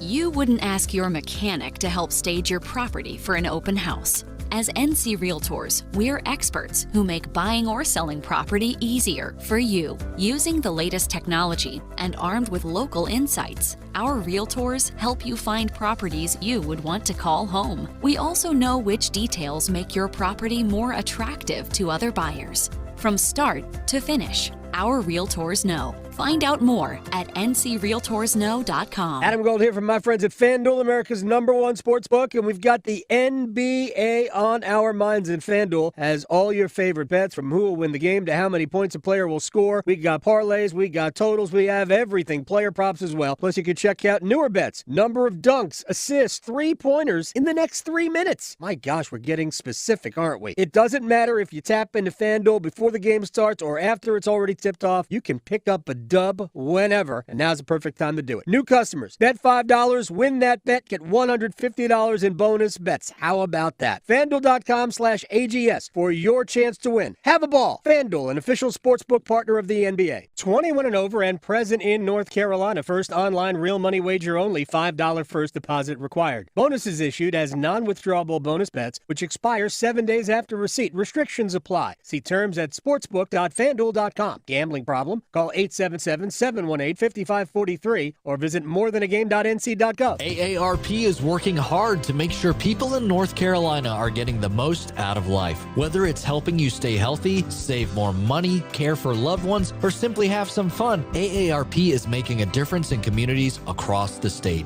You have a wise friend and fierce defender with AARP. Learn more about progress being made for older adults in the state by listening to AARP Without Limits. You can find the latest episodes of AARP Without Limits wherever you listen to your podcasts. It's that time of year. We can't wait to visit our loved ones. Don't let COVID-19 and the flu stop you. So make sure you don't have to cancel on those you love the most by getting your flu and COVID vaccines. Both flu and COVID vaccines have been updated to fight against the new virus strains that will continue to spread this fall and winter. Don't wait. Get your updated shots today. Get protected this season with updated COVID-19 and flu shots. Visit myspot.nc.gov and find yours today.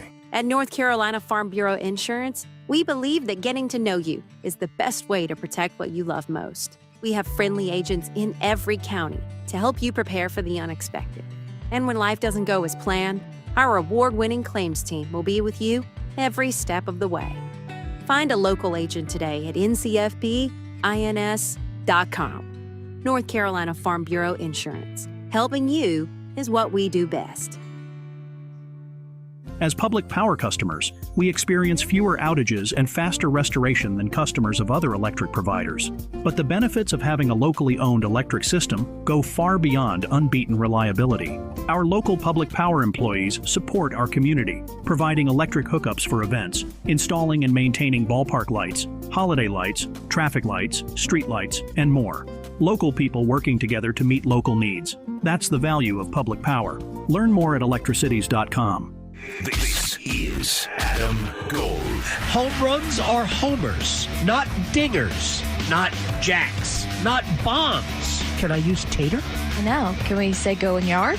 Oh, yes. Right? If we can't exaggerate, if we can't use colorful, flowery metaphors and descriptions, why are we here? The Adam Gold Show.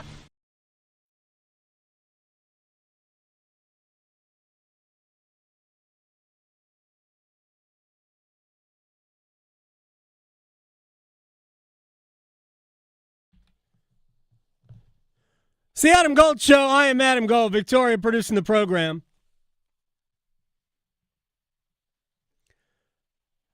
I can say this right now. What's today's date? December 3rd, right?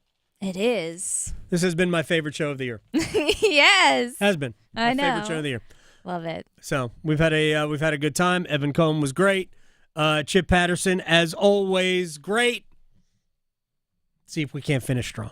I know. Make some really good bets and all that too. I can't promise that. Cannot promise that. All right, let's get going here. Stretch.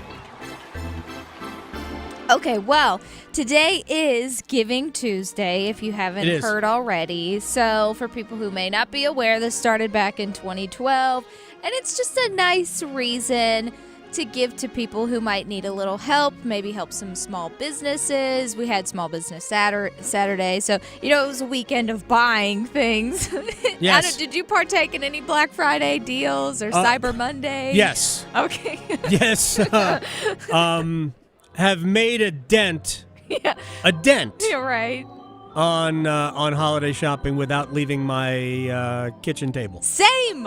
It's the best. So. I love that. I don't know. I kind of dig like being Going out to the and store? shopping. Yeah. I kind of dig that. I usually do, but then I get in traffic and I'm just mad and it ruins everything. It's just hard with everything that we have to do at the house. Yeah. It's hard to have enough time. Yes. But I think we're setting aside 2 Saturdays. Whoa. Yeah. And we don't even have that much time after Thanksgiving this year. Yeah, that's what really has hurt. Yes. We haven't decorated yet, and it's already December 3rd. We're already getting there. Yeah. We're already going. Well, Exactly. if you have not heard of this, it is a way to give to different things, and a lot of people say that most of the things they donate to on Giving Tuesday, which I love, are charities involving animals. So give to the shelters. My babies are from the shelters and rescues, so I'm totally in support of that. But then also health-based organizations are the second most, followed with things like food insecurity, human resources, and then we are very familiar with this disaster relief. So remember those people, because I know our friends over in the West are still struggling, so today's a great day to remember them and help them out if you can. Also, this team was struggling. I didn't talk about this yesterday. We ran out of time, but it's too funny not to talk about. So over Thanksgiving weekend, the Bears, they had a rough game with the Detroit Lions. I thought this was hilarious because NFL fans were running away with this. Oh, yeah, But the Bears, they actually, I don't know if you saw this, but their time of possession, they were comparing it to Shabuzi, the halftime show. Oh, really? Where Shabuzi had more time on the field in the first half than the Bears did. Oh, wow. It was that bad. It was that bad.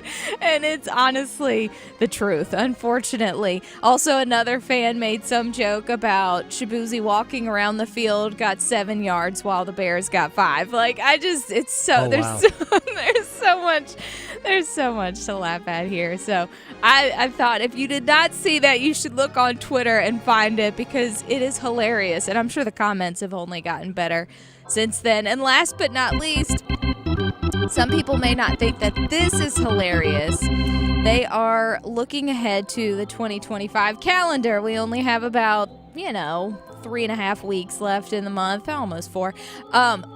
But they were looking, and I guess I did not know this, but the calendar starts with a Wednesday, Thursday, Friday. The first 3 days are Wednesday, Thursday, Friday. Well, certain calendars, they'll shorten them by just initials. So use your brain, people. WTF. Oh, wow. So people are connecting the dots that this is a bad situation for 2025. I think this could be fun. I just laugh at this because I actually it does make sense. It does. It does. But I also own one of these funny calendars that cusses. Each month it has a saying that has curse words. It's just it's great. It's Have fantastic. you seen the calendar? It's a daily calendar you rip off, and it's birds cursing. Oh, no, I have not. But I have to look this up. Do you think you would like that? I don't know. We'll see. I have never seen that. I've seen the ones with the words where you learn a new word. Yeah, no, this is birds. Not birds cursing. So. Rude birds. Oh, it's yeah. Great. Oh, yeah. See, what I might have to do is start sharing my monthly curse phrases on my calendar. But if you were wondering, the year starts with WTF. TF for Wednesday, Thursday, Friday. And then someone also pointed out, thanks for ruining it, because I was just laughing with it, trying to make light of the situation, but the last time that happened was 2020. So I guess they're connecting those dots. But you know what? We're going to go into the year with a good attitude. It'll be great. 2025's over, so yeah, who knows? Maybe WTF will be a good thing. Like, oh, this year is fantastic. I don't know. Or we'll make some fantastic bets. Place your bets. Place your bets. Here. I bet you slice into the woods $100. Gambling is illegal at Bushwood, sir, and I never slide. Okay, you can owe me. I owe you nothing. All right. I don't remember what I did yesterday. I'm sure I didn't win anything. Broncos in the over, people. You got to listen to me. Yeah. See? You're much better at this than I am. I think but Bo Nix did not get a touchdown. That was my other one, so that's okay. It's all right. He played okay. He played well. I did 50-50, so I balanced out. Hopefully we'll go 2 for 3 today, but I'm going to start with, it's all on ice. I'm going to start with the Canes tonight against the Kraken. Give me a Jarvie party. I want Jarvis to be an anytime goal scorer plus 180. Okay, I'm also going to go with 2 goal scorers for the Hurricanes. All right? Hopefully we'll have Hurricanes should pile up a bunch of goals tonight, I hope, against Seattle. Jack Roslovic, plus 270. Shane Gostisbehere, plus 430. I like both of those tonight. I'm a fan. Yeah, Canes minus a goal and a half doesn't give me enough value to do it. Yeah, no. So I wouldn't do it. No, no. Now, I know you mentioned the San Jose Sharks are trying to turn things around, but they're in Washington taking on the Capitals, who are just good. So I'm going to take the Capitals, and I'm going to take the over 6.5. Could be high scoring. That's plus 150. All right, let's go. We have 2 Premier League soccer matches today. 2. Nice. We're going to start with West Ham playing at Leicester. Leicester is just up from the championship. They won the title. They're the last non-Big Six Big Six club that won the title. So we're going to go. I gave you a Thomas Souček goal last time we had a West Ham match. Thomas Souček probably scores again, plus 460. But the guy I really like is Facundo Buonanotte at plus 340. Oh. To score for Leicester. All right, last but not least, quick here. Panthers, I know they just won against us, boo, but they're going to beat the Penguins tonight. Give me the over 6.5 plus 200. There are people who think I cursed there. Facundo Buonanotte. And Ipswich will beat Crystal Palace today. Ipswich is at home plus 210. Wallace Sound next. Serving it up hot and fresh every day. Adam Gold on the North Carolina Sports Network. Adam Gold here for my friend, Coach Pete D'Arruda, Capital Financial Advisory Group in Apex. And let's be real, as we get to the holidays, we're always looking for ways to have more money. What about if you are retiring very soon? Or maybe you're thinking about planning for retirement so you could have more money when you retire. No better person to go to than Coach Pete D'Arruda and his merry band of fiduciaries over at Capital Financial Advisory Group in Apex. And what I mean by fiduciaries, they are legally obligated to do right by you. They don't work on commissions. They are looking to do the best they can for you in retirement. Call 888-843-0013, or you can text Adam to 600-700. And why would you do it today? Well, here's why. Because if you do this right now, we will get you a total customized retirement plan, which will get you set up for retirement for free. That's right. No money. Zero. It's a $1,000 value to somebody else. Capital Financial Advisory Group in Apex, 888-843-0013 for Coach Pete D'Arruda. Fruitcake! You shouldn't have. Wow, a candle. Spread joy, not junk, with the Autobell Car Wash Holiday Sale. Visit Autobell to buy 1 Super Poly Process Wash and get 1 40% off. Introducing a product that redefines living well. Luxury. Designed to satisfy your wildest desires. Extravagance. Overflowing with suspense, dripping with wealth. Fortune. The $8 million moneymaker from the North Carolina Education Lottery. With prices that start at $100 and go up to $8 million. Every win's a big win. Whisper. Must be 18 to play. Approximate overall odds of winning are 1 in 4.14. Problem gambling helpline 877-718-5543. At Diamonds Direct, we have the perfect gifts for the season, starting at around $500. Come and let our experts help you pick out that headliner gift. Or for some fabulous ideas, see the online seasonal gift guide now at DiamondsDirect.com. You can even chat now with a virtual assistant. We've got special financing so you can spread out your payments. Get directions, details, special showroom hours, and our holiday gift guide now at DiamondsDirect.com. Diamonds Direct. Your love, our passion. Pinch me, because lobster's back at Carolina Ale House. This fan favorite's only available through the end of the year, so head for your closest Carolina Ale House and load up on lobster. Enjoy your favorites or try something new like lobster seafood scampi, surf and turf, grouper fingers, and more. And as long as you're treating yourself, go all out with dessert too. Top off your lobster meal with a nice warm brookie with ice cream on top. Visit any Carolina Ale House in the Triangle and treat yourself this fall. #AleYeah. Prescriptions require an online consultation with a healthcare provider who will determine if appropriate. Restrictions apply. See website for details and important safety information. Subscription required. Price varies based on product and subscription plan. Hi, I'm Dr. Peter Stahl, board-certified urologist and senior vice president of men's sexual health at HIMSS. I've helped many guys with ED in my 12 years of practice. But now you can get world-class care for ED 100% online by going to hims.com. So what are you waiting for? To start your free online visit and find ED treatment at up to 95% off brand name prices, go to hims.com/joy.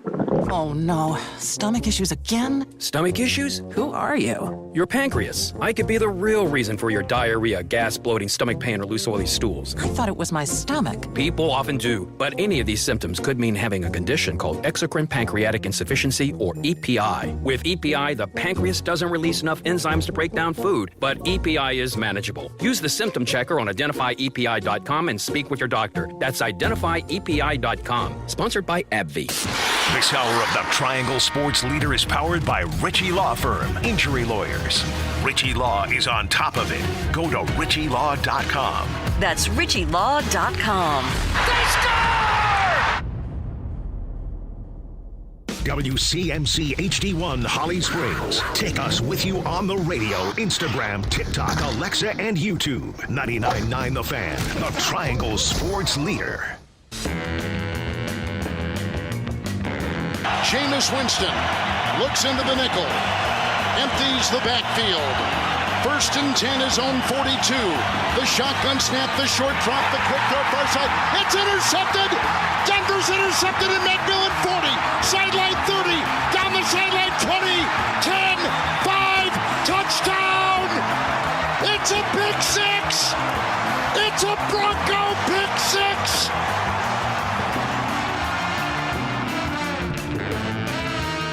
Yeah, but which one? There were multiple. There were 2 of them. That's a lot. And at the end of this segment, I promise you that I will make you laugh. Oh, yeah. I promise you that at the end of this segment, it will be nothing that I did. Which should probably go without saying. But you will laugh at the end of this segment if you stick to it. It's been a good show for laughing. It has been. Mm-hmm. 10 and 2 on the wheel if you're in your car. Right. 10 and 2.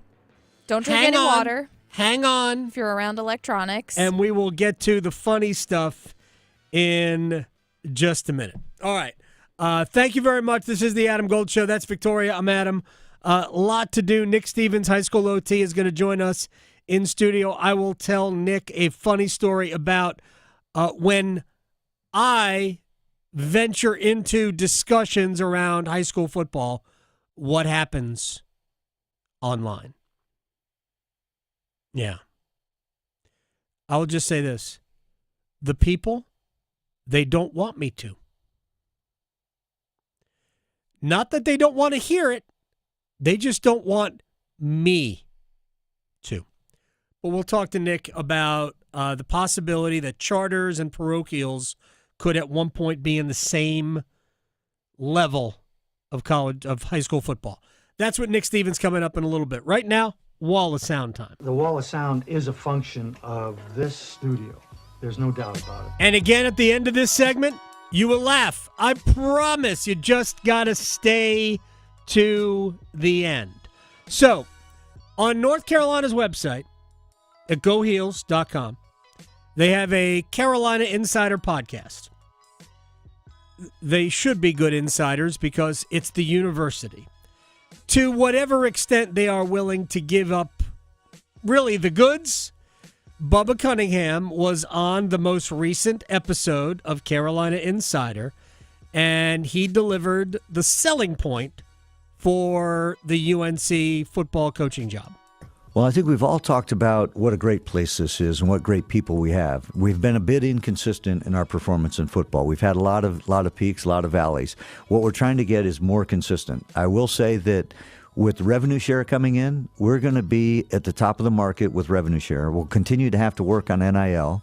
I think what Coach Brown has been able to do is increase our endowment, increase our salary pool, and make our facilities outstanding. So I think we're right there at the top of our league, and we'll continue to be there. And I think that's a great selling point for any coaches coming in. And I think most people would look at this thing as a huge opportunity at Carolina. We have great talent here, both on the coaching staff and on the player side, and we're continuing to build it. We know how important football is for the future of college athletics and for our department, and I think people see that, and it's attracted a great talent pool. Well, I mean, it's a great job. If I'm not mistaken, is there another Power 4 conference job open right now? I don't think there is. Not that there won't be, and I could be wrong. Maybe there is. I don't think there is. Right now, a lot of schools, there are a lot of buyouts, and the buyouts are enormous. So schools are hesitant to pay that simply because they know what's coming. They know that revenue sharing is coming and that money is going to come from the athletic department. It's not going to come from donations. NIL is separate from what's going to happen with revenue sharing. So there are schools. I mean, Florida probably would have fired Billy Napier a month and a half ago. As it turns out, he might just be the right guy there. They just might have to wait a little bit for Florida football to kind of regain their footing. And maybe we will see that across the board in a lot of situations. But the power leagues that are that would normally have gotten rid of a coach because they're not winning and they have enormous expectations because they also have big buyouts, they might be inclined to not pull the trigger. Remember we had Ryan Nanny on from the Who Killed College Football podcast? Phenomenal podcast series. It really is. If you're a college football fan, and they're not trying to get rid of college football. They don't even say it's going away. They're just talking about the college football world that we knew, let's just say 15 years ago, and the one that we have today and the one we're going to have in 5 years or even less. They're just not the same thing. And they explore the buyout phenomenon. It's an unbelievable. Like if you're going on a long trip, it's 6 episodes and there's some accompanying little origin conversations. I think it's awesome. So go check it out. Who Killed College Football? Let's continue with this. What is Bubba Cunningham's preference in hiring? I always talk about my preference has always been hire somebody that's done it. Hire a head coach, either a sitting head coach or somebody that has done it. And then I think the last 3 or 4 hires I've made, I didn't do that. So I recognize that's where I start, but I don't always end up there. Well, Mack had done it. Larry Fedora was a sitting head coach. Now, I guess what he's talking about is Erin Matson at field hockey. She walked off, the greatest field hockey player maybe ever, walked off the North Carolina field hockey pitch? I don't know. Right into the head coaching job because there was a retirement. Same thing, I think, with men's soccer, or rather women's soccer when Anson Dorrance retired. So, I don't know, but keep an open mind. That's all I'll say. Let's continue with college football, and we'll stay in the Atlantic Coast Conference. Remember, I promise, I will have you laughing at the end of this segment. I kid you not. Mario Cristobal, Miami's head coach, who just lost to Syracuse on Saturday, which cost them a spot at the ACC championship game. So it will be Clemson and SMU in Charlotte.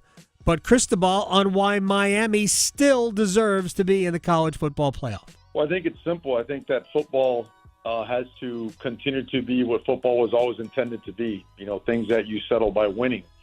And I think if you look at the resumes of the teams that are being viewed here, Miami has 10 wins, and only 2 losses as compared to some teams that are 9-3. And I think as you watch college football throughout the season and this weekend, we realize that now conference parity is a real thing due to, name it, the transfer portal, NIL, shifting of rosters and whatnot. All of a sudden, you know what?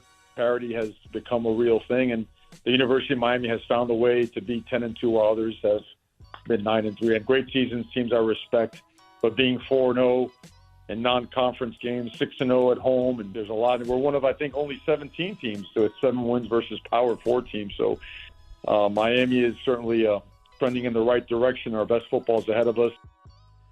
All right, I was not convinced by Mario Cristobal. Just so you know, for the record, we're 10-2, and some other teams are 9-3. Fact. Not sure that's a good enough argument. I'm really not.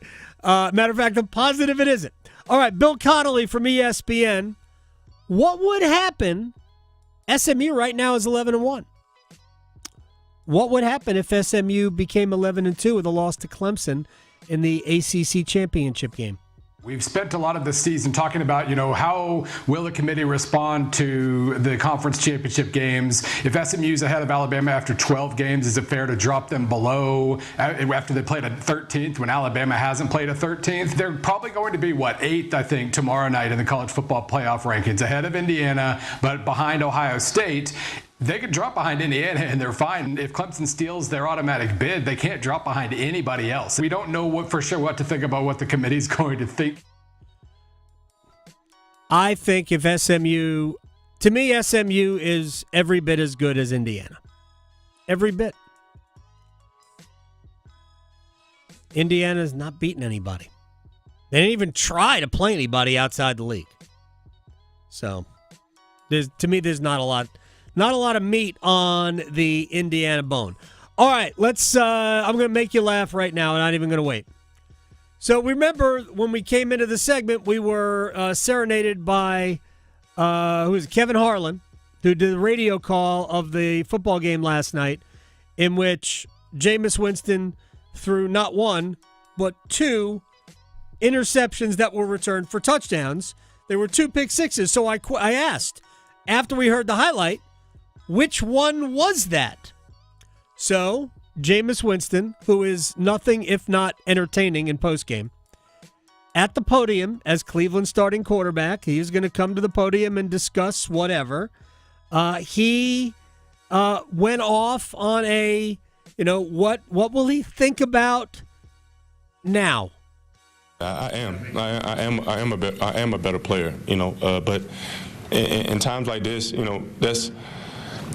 it's an opportunity to continue to glorify the Lord even through the toughest circumstances. I know I'm better than this. I know I'm just praying for the Lord to deliver me from pick sixes.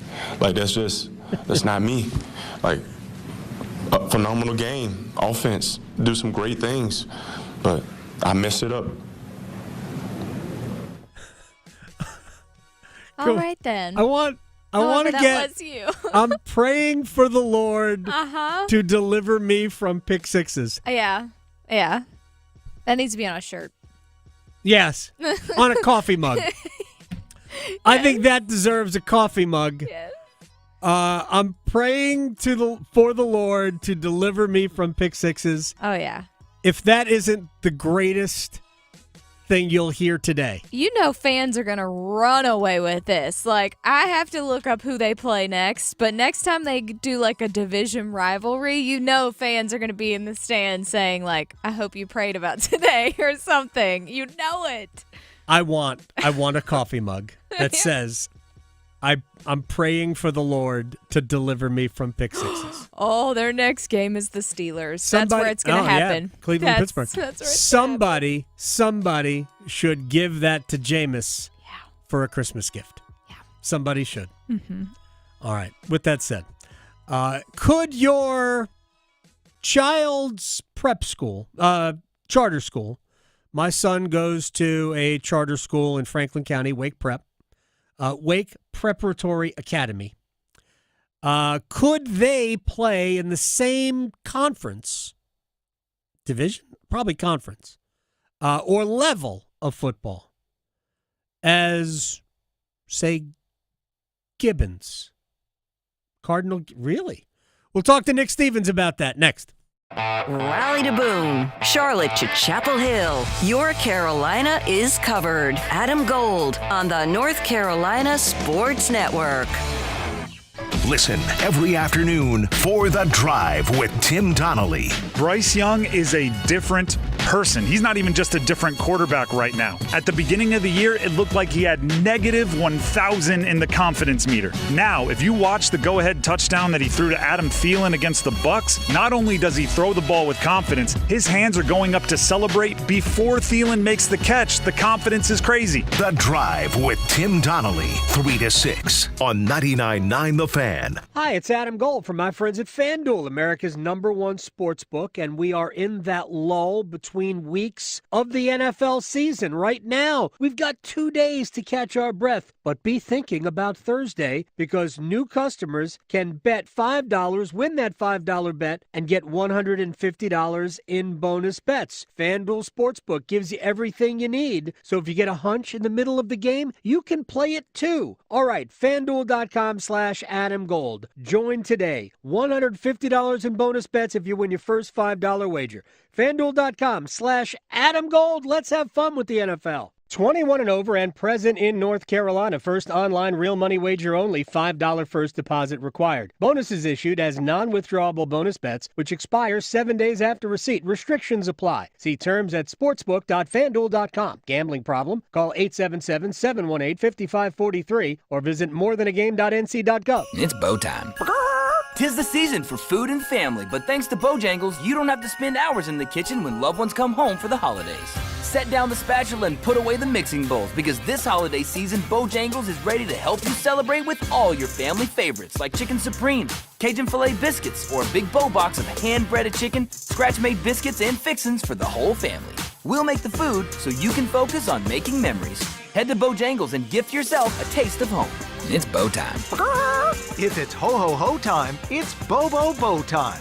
Time to order a party-sized platter of that bodacious Bojangles flavor before your next holiday celebration. Choose a Bojangles Supremes platter and get 50 whole breast tenderloin fillets. Or go with a Bojangles dessert platter and get 2 dozen Bo-Berry biscuits, 2 dozen cinnamon twists, or 1 dozen of each. It's a platter full of Bo-liciousness. And don't forget to pick up Bojangles gift cards. Just the right gift for anyone on your list. Hurry, it's Bo time. A new game has landed in North Carolina. Officials are calling this new species of game Cash Pop. So easy to play, it's out of this world. Reports confirm you just pick and match one number to win up to $2,500. With 5 drawings every day, cash landings have been cited across the state. So be on the lookout for Cash Pop from the North Carolina Education Lottery. The wins are out there. Must be 18 to play. See Cash Pop prize and odds chart at nclottery.com for details. Problem gambling helpline 877-718-5543. Hey everyone, it's Ted from Consumer Cellular, the guy in the orange sweater, and this is your wake-up call. If you're paying too much for wireless service, you don't have to keep having that nightmare. Consumer Cellular has the same fast, reliable coverage as the leading carriers for less. And for a limited time, new customers receive their second month free when they sign up and use promo code SECONDFREE by January 26th. So why keep spending more than you have to? Seriously, wake up and call 1-888-FREEDOM or visit consumercellular.com. Taxes, fees, and other third-party charges will apply. See website for additional details. The holidays mean more travel, more shopping, more time online, and more personal info in more places that could expose you more to identity theft. But LifeLock monitors millions of data points per second. If your identity is stolen, our US-based restoration specialists will fix it, guaranteed, or your money back. Don't face drained accounts, fraudulent loans, or financial losses alone. Get more holiday fun and less holiday worry with LifeLock. Save up to 40% your first year with promo code NEWS. Visit LifeLock.com. Terms apply. This is Adam Gold. What, a minute 53 into the game? Heat of the moment? Right. What kind of heat of the moment is that? We haven't even gotten to simmer yet. I know. Did someone flip him off in the parking lot? Like, what are we... Seriously. The Adam Gold Show.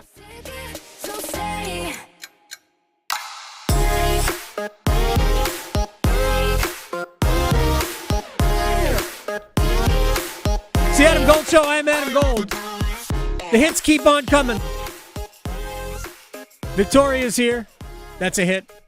Nick Stevens, managing editor, highschoolot.com, is in studio with us. We're going to get to the reason you're here in a second. That's a miss, not a hit. That is a hit.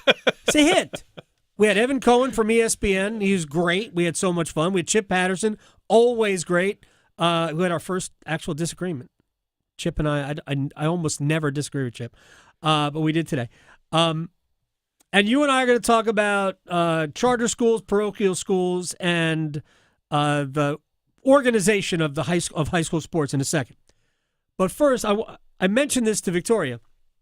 When we had Joel on a couple of weeks ago, talk a little bit about football, and I forgot what we were talking about with Joel. But he was football playoffs, whatever. Yeah. And he was here, and I got messages from people who said Gold doesn't know anything, and they're right.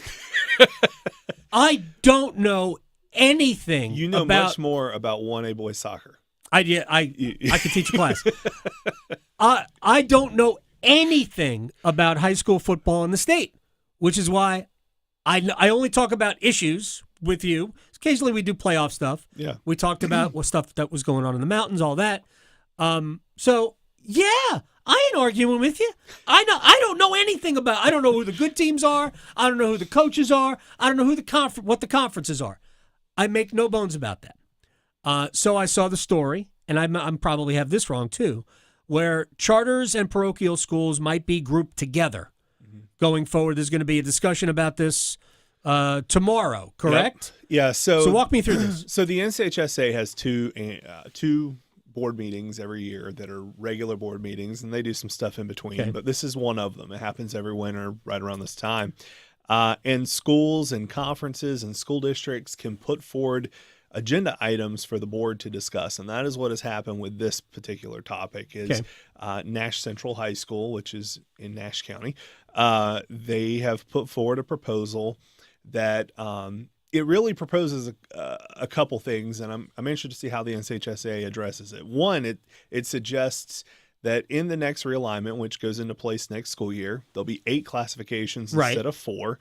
And they are suggesting that 6 of those 8 classifications be reserved for schools who only have students based on a traditional attendance zone. So like you're districted to this school, that's where you go. Okay. So the proposal normal public schools for the most part. Right. Yeah. The traditional, like you grew up going to a traditional public school, right? So the proposal itself actually doesn't say the word charter or parochial, that I don't believe, but that's what the effect would be. It would put the charter and parochial schools in their own playoffs. It would not remove them from the NCHSAA. They'd still be in the same conferences with all the teams that they're in with now. So like none of that would change. It would just be the playoffs. So that is the proposal. And then the other part of the proposal is they want the NCHSAA to send a survey out to all the member schools and ask their opinion on this, which wouldn't surprise me if that happens. They do that with all kinds of topics all the time. So the board has multiple options. They can take this up. They are going to take this up. They have to, because the protocols were followed to get this on the agenda. Okay. So they have to take this up. It's going to be sometime around 1:00 on Wednesday afternoon. We'll have that streaming on High School OT. And they could vote on the proposal, which I think is probably unlikely. Okay. They will discuss it for sure. They could table it and say, hey, we're going to come back to it at the spring meeting or at a later date. The board could tell the NCHSA staff members, we want you to do this survey of the membership and get their feedback. There's a lot of things that the NCHSA could do in terms of acting on this or not tomorrow. I think it is highly unlikely this becomes some sort of policy tomorrow. All right, so let me because my son goes to Wake Prep, which is in Franklin County, just over the Franklin-Wake County border. And I just want to stop. Wake Prep in Franklin County, Franklin Academy in Wake County. It's odd. Yeah. Very odd. Yes, all of it. So, and his school is a 1A. He's in they're a 1A, and I don't know how it's going to look next year. The conference that they play in is 1A and 2A schools. Yep. But he's a 1A school.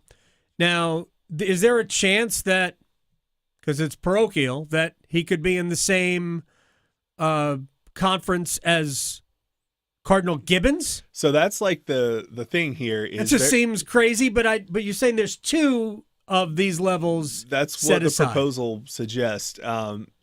It's hard. There's a lot of challenges with this. That's one of them. Is there are some charter schools who have like 60 or 80 kids in them. Right. Then you have Cardinal Gibbons, which is one of 4 parochial schools in the NCHSAA that has like 1,600 or 1,800 kids in it. Right. I can't remember how many, but they're going to be 6A next year in the current classification or in the future classification. Many of the charter schools are going to be 1A or 2A. Sure.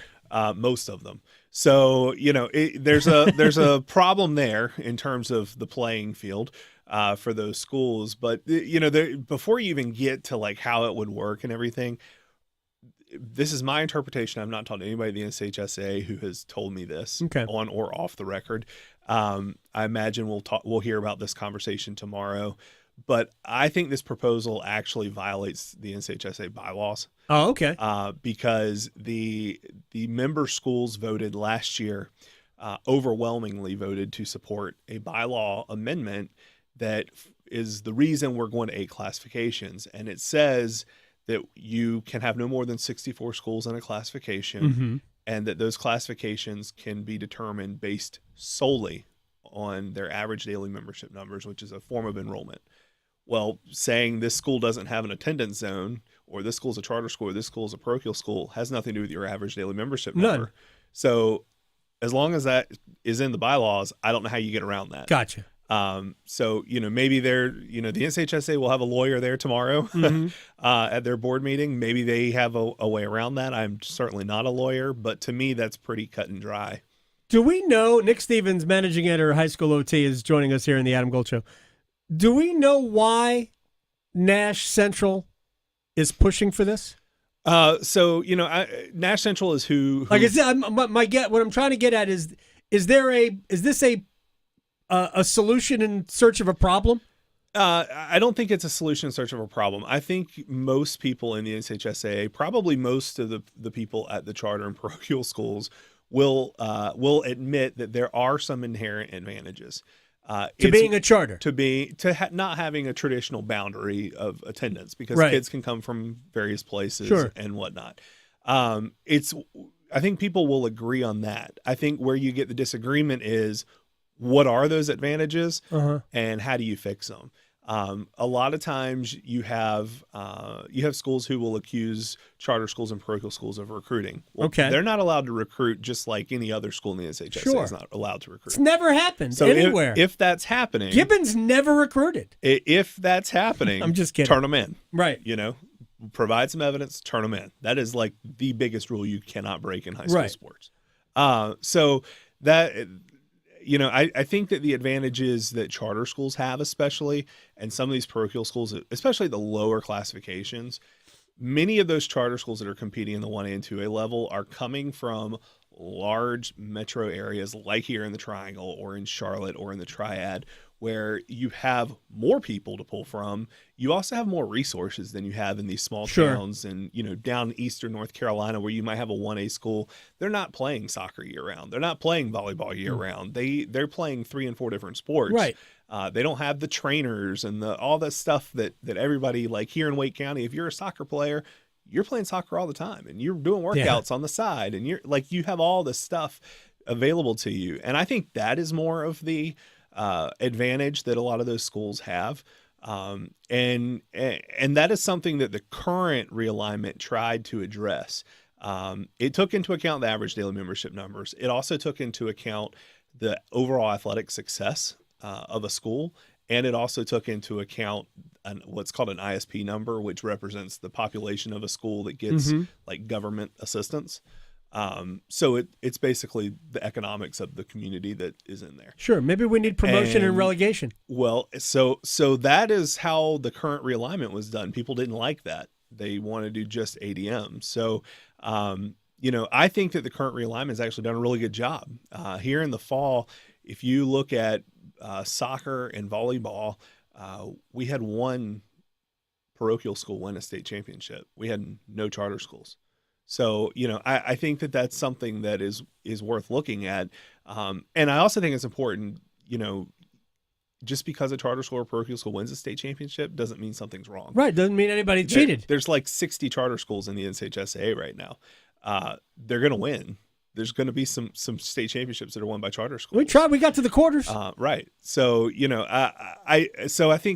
I don't think it's a solution looking for a problem. I think that there is a legitimate concern that a lot of schools have, especially at lower classifications in the NCHSAA.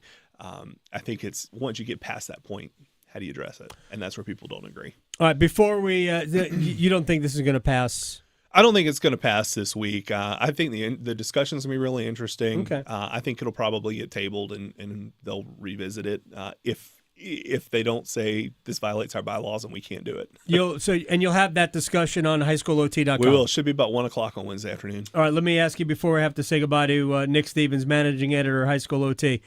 We're in the football playoffs. It's like the 13th round or whatever we're in. There's 1,000 teams. Fourth round. Are we going to have 64 teams in 8 different classifications in the playoffs next year? We don't know that. That'll be something we expect to learn this week.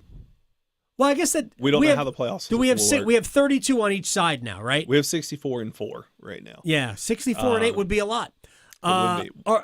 Yeah, but I don't even know if there's going to be 64 teams at the 8A level, right? 8A will be what they're calling the Big 32, so it'll be the largest 32 schools in the state. We'll and all of them will make the playoffs. We don't know. Yeah, they'll all make the playoffs. So, who's left? Let's start at the 4A level real quick. Who's left? It's mostly the top seeds in the 4A level. In the 4A East, you got the 1 seed Cleveland. They've had some close calls in the playoffs. Jameis Winston just threw 2 pick sixes. Sorry. The Cleveland Rams in Johnston County, they almost became the first number 1 seed in any sport to lose to a 32 seed in the first round of the playoffs. Really? But they have responded well. They're in the UMBC. 4th round now, Sorry. and they will be hosting Rollsville this week. Oh. And Rollsville is loaded, so that's going to be a really interesting game.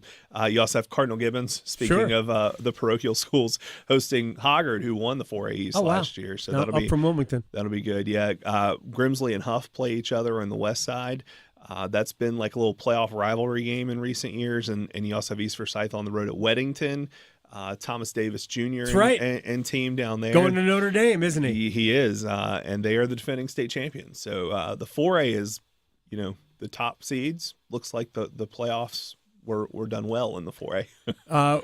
Any surprises down? I'll just say down ballot. Any surprises down the other divisions? The 30 seed J.H. Rose is in the 4th round out of Greenville. They beat Southern Durham last week 36-7 in the 3rd round of the playoffs. So that's I believe the first time we've had a 30 seed in the 4th round in any sport, I think, definitely in football. But Rose will be at 71st this week, which that's going to be a different test, different test for them without a doubt. So that's the lowest seed that's advanced, but I think we have, I can't remember if it's 8 or 10 double-digit seeds in the 4th round of the playoffs this year. So we're in the quarterfinals now. So this weekend plus 2 more and we're done. Yep. Regionals will be next week, and then state championships the following weekend at Carter Finley and Keenan Stadium. So or whatever Carter Finley's going to be. 2 games at Carter Finley. Oh, we getting a name on that?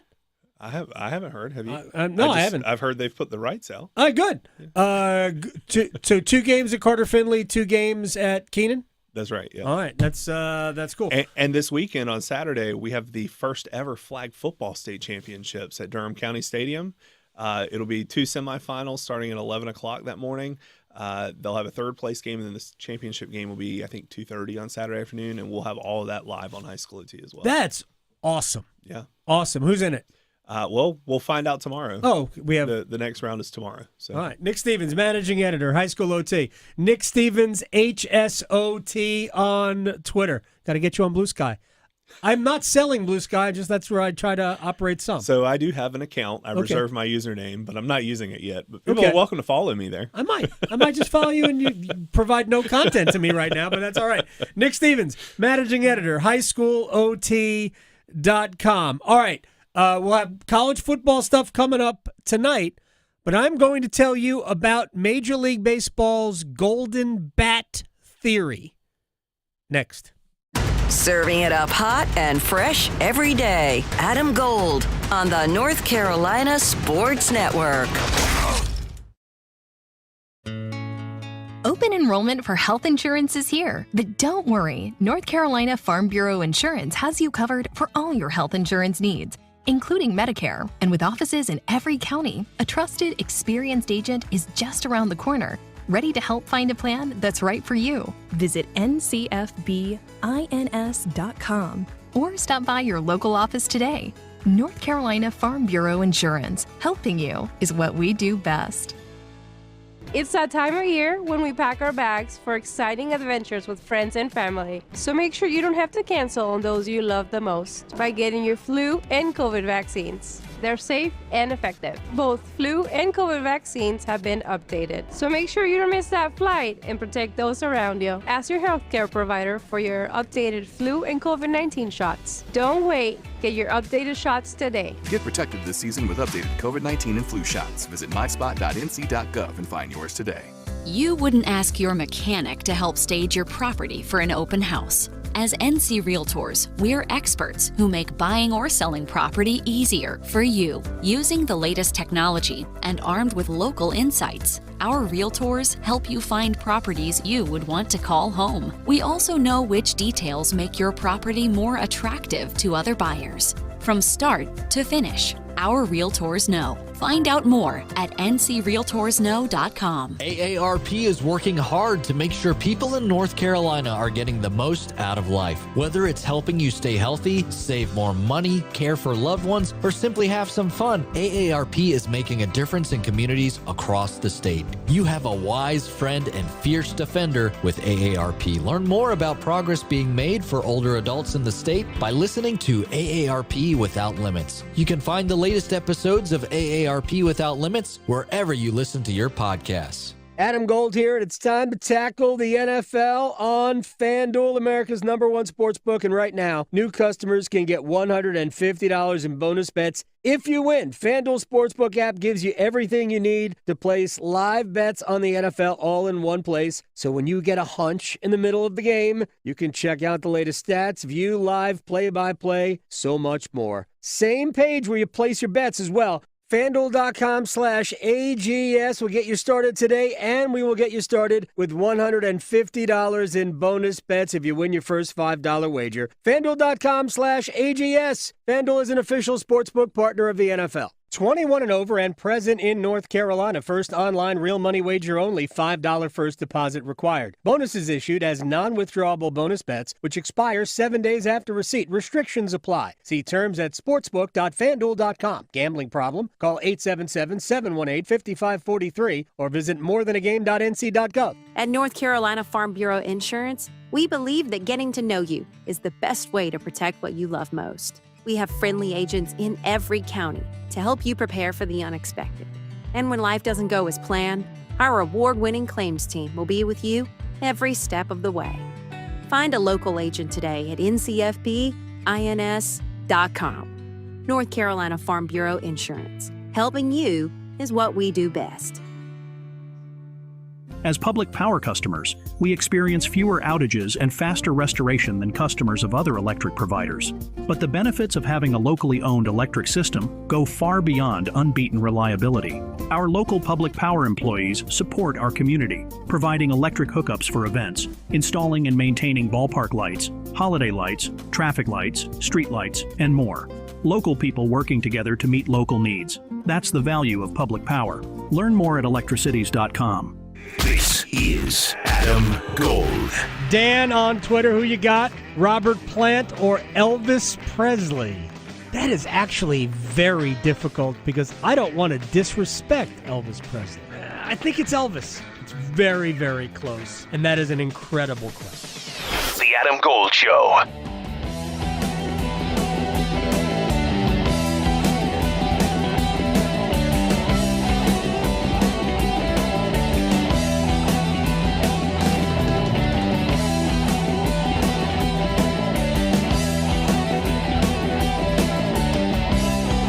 It's the Adam Gold Show. I am Adam Gold. Victoria producing the program.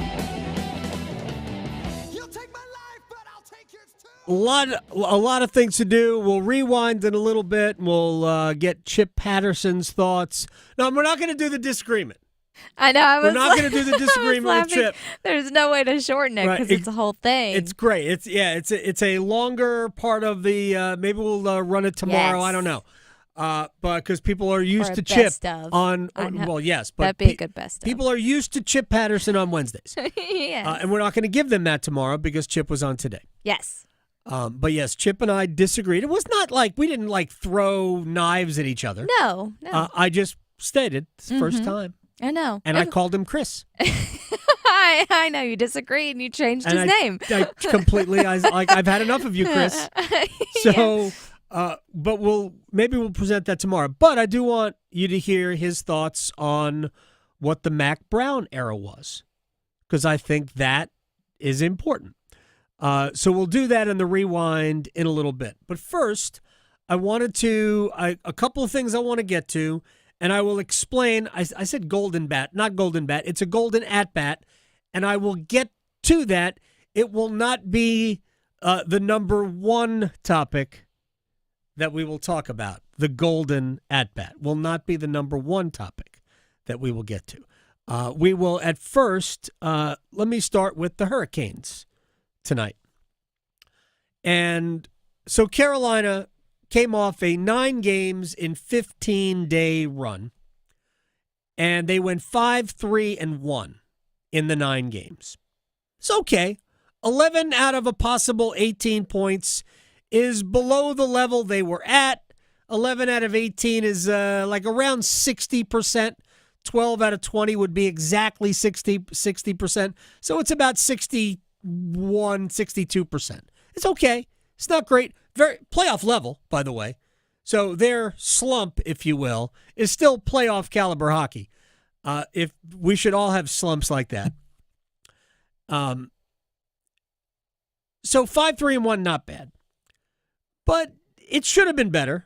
They shouldn't have been in a situation where they didn't get 2 points in Columbus. They should have won that game. That was actually a game of poor goaltending. And this is the kind of the dirty little secret. Pyotr Kochetkov is coming back. But let's not kid ourselves into thinking that Kochetkov was playing at a super high level. He's just been okay. He's been at times bad, but every goaltender is at times bad. And you can go back and you probably say that he had 4 bad games. Okay, it's not terrible. You don't want him to have any bad games. The best goalies, and I'm not talking about Igor Shesterkin or Connor Hellebuck, or, by the way, Igor Shesterkin has not played all that well, and the Rangers got punked at home by the Devils last night. 5-1 final. Rangers are kind of in the bin right now. Hate to see it. Not really. Yeah. Get the Dave Chappelle meme going right now. Get that GIF. So Kochetkov hadn't played all that well, but he didn't play in the game against Columbus, and that was the game in which he got knocked out in the overtime. We talked about it. Now that we know he's okay, it's even more okay to say that was really his own doing, that collision. He didn't have to be outside of the frame of the goal, but he was. Sean Walker had the play defended. It wasn't going to be a difficult chance for him to save in overtime. All he had to be is flush on his post, and that's it. And then there's no collision, but for some reason he was well outside of the crease, and he initiated the contact with his own player, Sean Walker, that hit him, not forget who it was for Columbus. Doesn't matter. So it was his own doing. Anyway, so he missed the entire week. He missed Dallas, the Rangers, Florida. Carolina went 2-2. Spencer Martin was okay. It wasn't great. He was at times bad, but at times also good. I mean, he was good against the Rangers, especially late, and especially in the first period. I thought his first period was the best period against the Rangers. Second period was kind of trash. Third period, he was kind of bored because the Hurricanes dominated the game. But so the Hurricanes came out of that 5-3-1, and that was okay. But this next stretch, 6 out of the next 7 on home ice against not exactly the stiffest competition in the league. Not that that should in any way, shape, or form make you think the Hurricanes are going to mail it in and win. You still have to play well. Those teams are trying to win. They are trying to do a culture change just like Carolina did 7 years ago. So the Hurricanes still going to have to be on top of their game, but if they are, they should win these. And I said before, to me, 12 out of 14 points I think is acceptable. That would be a good target. I could argue that taking each game individually, 13 or 14 should be the number. But it's going to be hard to get to 13 or 14. See where Carolina is at the end of these 7 games. But there are 3 road games at the end of it. Hurricanes will play 10 games between now and Christmas, and they will do so in 21 days.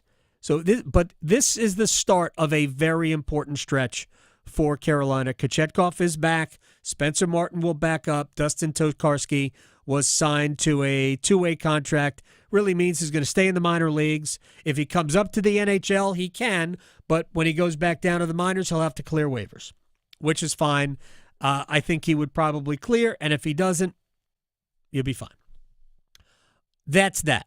Now let me get to the other critical time for the Atlantic Coast Conference. Starting tonight with 10 games, tomorrow with 6, it is the SEC ACC Challenge in men's basketball. And we have talked about this before. We get to a point where the power metrics don't really change that much. Not for a league. It can change for a specific team. Because ultimately, the number one factor that goes into what your power ranking is as a team, wins and losses. So I don't care who you are. If you have a lot of wins and not very many losses, your Ken Palm rank, your Bart Torvik, which I call free Ken Palm, because very, very similar site and similar ways of doing things, more predictive metrics. Those you can go from like 150 to 50 if you simply win a ton of games, even against bad competition. You won't go as high, but as long as you keep winning, you're gonna be high enough. As a league last year, we got into January, February, March, and all you could hear was, well, the ACC doesn't have any quality wins. And it wasn't just quality wins outside of conference. It was quality wins inside of conference. Because for whatever reason, and the ACC, I think, did fairly well outside of the league, but they had some bad teams in the league. Some teams didn't do as well outside the league, and it dragged the power rankings down. And when we get to this point, as a league, your power numbers aren't going to change very much. Because ultimately, once we get into January, you're only playing yourself. So every game is a win and a loss. 500 teams, 500 conferences don't get rated very high in the power rankings. So tonight and tomorrow is essentially what amounts to the last gasp for the ACC, for the most part. Carolina's got some high-profile games left. So does Duke that I know of. And I'm sure other teams around the league do.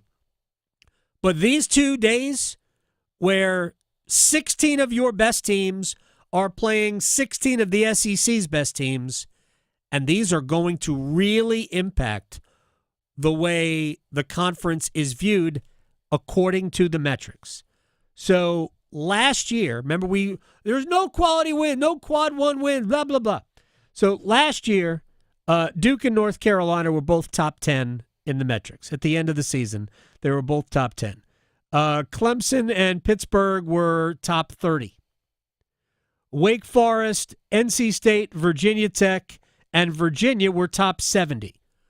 I guess top 30, top 50, top 70. Those are the three thresholds you need to know for a quad one. This is how the NCAA groups teams and looks at wins. If you are a top 30 team, then when you play on somebody else's floor, that is a quad one event. So last year, when Pittsburgh played at Duke, again, we're using the N numbers, so don't say, well, when they played at the time. I'm just using this as an example. Pittsburgh, as 30th ranked, plays at Duke. That is a quad one opportunity for Duke. Virginia was 62. At Duke, that becomes a quad two opportunity. But in Charlottesville, top 70 is a quad one game. At a neutral site, the threshold is 50. So how many top 30, top 50, top 70 teams do you have? That's what I'm getting at. Ultimately, last year, the Atlantic Coast Conference had 8 teams that were in the top 70. Just 8. But they also had some bad. Louisville was just inside the top 200. This year, the numbers are, unfortunately, very similar, except that the ACC right now has fewer teams at the highest in the highest part of that bracket. Right now, the ACC has Duke, Pittsburgh, and North Carolina are in the top 20. Duke is 1 in the metrics. Again, this is just metrics. I'm not saying they're the best team at all. Just saying according to Bart Torvik. Duke is 1. Pittsburgh is 18. North Carolina is 19. Clemson's 37. Louisville's 45. 5 teams in the top 50. That's 1 fewer than last year. SMU is 59. Thankfully, we added them to the league. Florida State is 68. NC State is 69. That's it. We have 1 fewer team in the top 70 than we had a year ago. These 2 days against, according to the metrics, the best league, the SEC, are going to go a long way to really telling everybody what the ACC is according to the metrics. So I know in the grand scheme of things, these are not deal breakers, these 2 nights.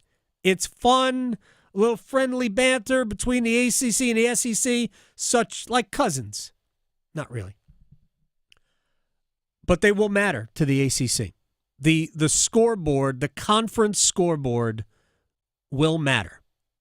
So these games do have consequences tonight. All right, quick rewind.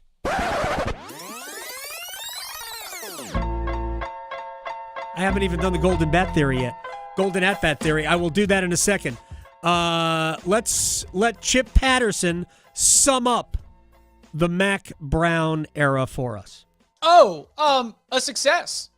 I think that when we take a step back and we look at the North Carolina football program, and let's draw it all the way back to Mack Brown's first arrival, and Mack Brown being able to show what real national relevance can look like at North Carolina. Mm-hmm. I think that every other coaching change has involved the hire of a coach who had to fix things, who had to restore things, and who had to try to level up to the historical average, which in 120 years of North Carolina football, historical average is 55%. People talk about your 7-win season, but going to a bowl game is the historical average. Right. Mack Brown was 6 out of 6. You know who didn't do that? Larry Fedora, right, who won 5 games in his final 2 seasons. John Bunning, who had just 2 bowl games in about 5 or 6 seasons. Yeah, and the first one was year 1. Butch Davis, left the program in the midst of NCAA sanctions. Every other new hire, going all the way back to when Carl Torbush was had the interim tag stripped off and promoted, and proceeded to, by the way, deliver the first losing season in a decade in 1999. Basically, what Mack Brown did is he brought North Carolina football back up to North Carolina football level. And so, all right, so there's a ton of that. Will we have, are we cleared technologically speaking for best of podcast, Victoria? Potentially. I love technology. Yes, it's Gremlins. Wonderful. Yes, it is, and we had a good time with Chip, as always. If you do a rewind of it tomorrow, then yes, for sure. Oh, absolutely. All right. Yeah, we'll do that tomorrow, too. All right, now I want to explain the golden at-bat that Rob Manfred, Commissioner of Baseball, is floating. Talked about it with Evan Cohen. I hope he uses it tomorrow. If they even talk about it, they probably won't. But Rob Manfred was on John Oran, friend of ours, on this program. He comes on as often as he'll answer his my emails. Rob Manfred was on his podcast, the Varsity Podcast, which is great if you're interested in sports and media. And he floated the notion of something called a golden at-bat. And what it is, and this is it is not a refined theory, but it is meeting with some favorable response within the meeting, within the group, which is owners at this point, which would basically allow you to, at any point, and it'd probably be late innings, but regardless, at any point in the game, decide, I want my best hitter. I want him up now. Now. I want Shohei Ohtani up now. Even though he just made an out 2 batters ago, I want him up now. Okay. Well, you can have him. That would be the rule. As somebody who grew up loving the game and still loves the game of baseball, and if I asked Elliot Avent about this, or Doug Glanville about this, or Elliot Johnson about this, some of the people, John Manuel, some of the people we have on to talk baseball, just baseball in general, some of them may hate it. And I hate it. But at the same time, I kind of think it's awesome. So let me paint this scenario. In every other sport, in basketball, I know I could have my best. I know I could have Steph Curry take the game-winning shot. In hockey, I can put my best players on the ice. In football, I can throw to my best wide receiver, hand it to my best running back. In baseball, I can't control that. But according to the golden at-bat, I can now. For one time a game. I kind of dig that. Victoria, thank you. See everybody tomorrow. Going beyond the box scores. Adam Gold on the North Carolina Sports Network.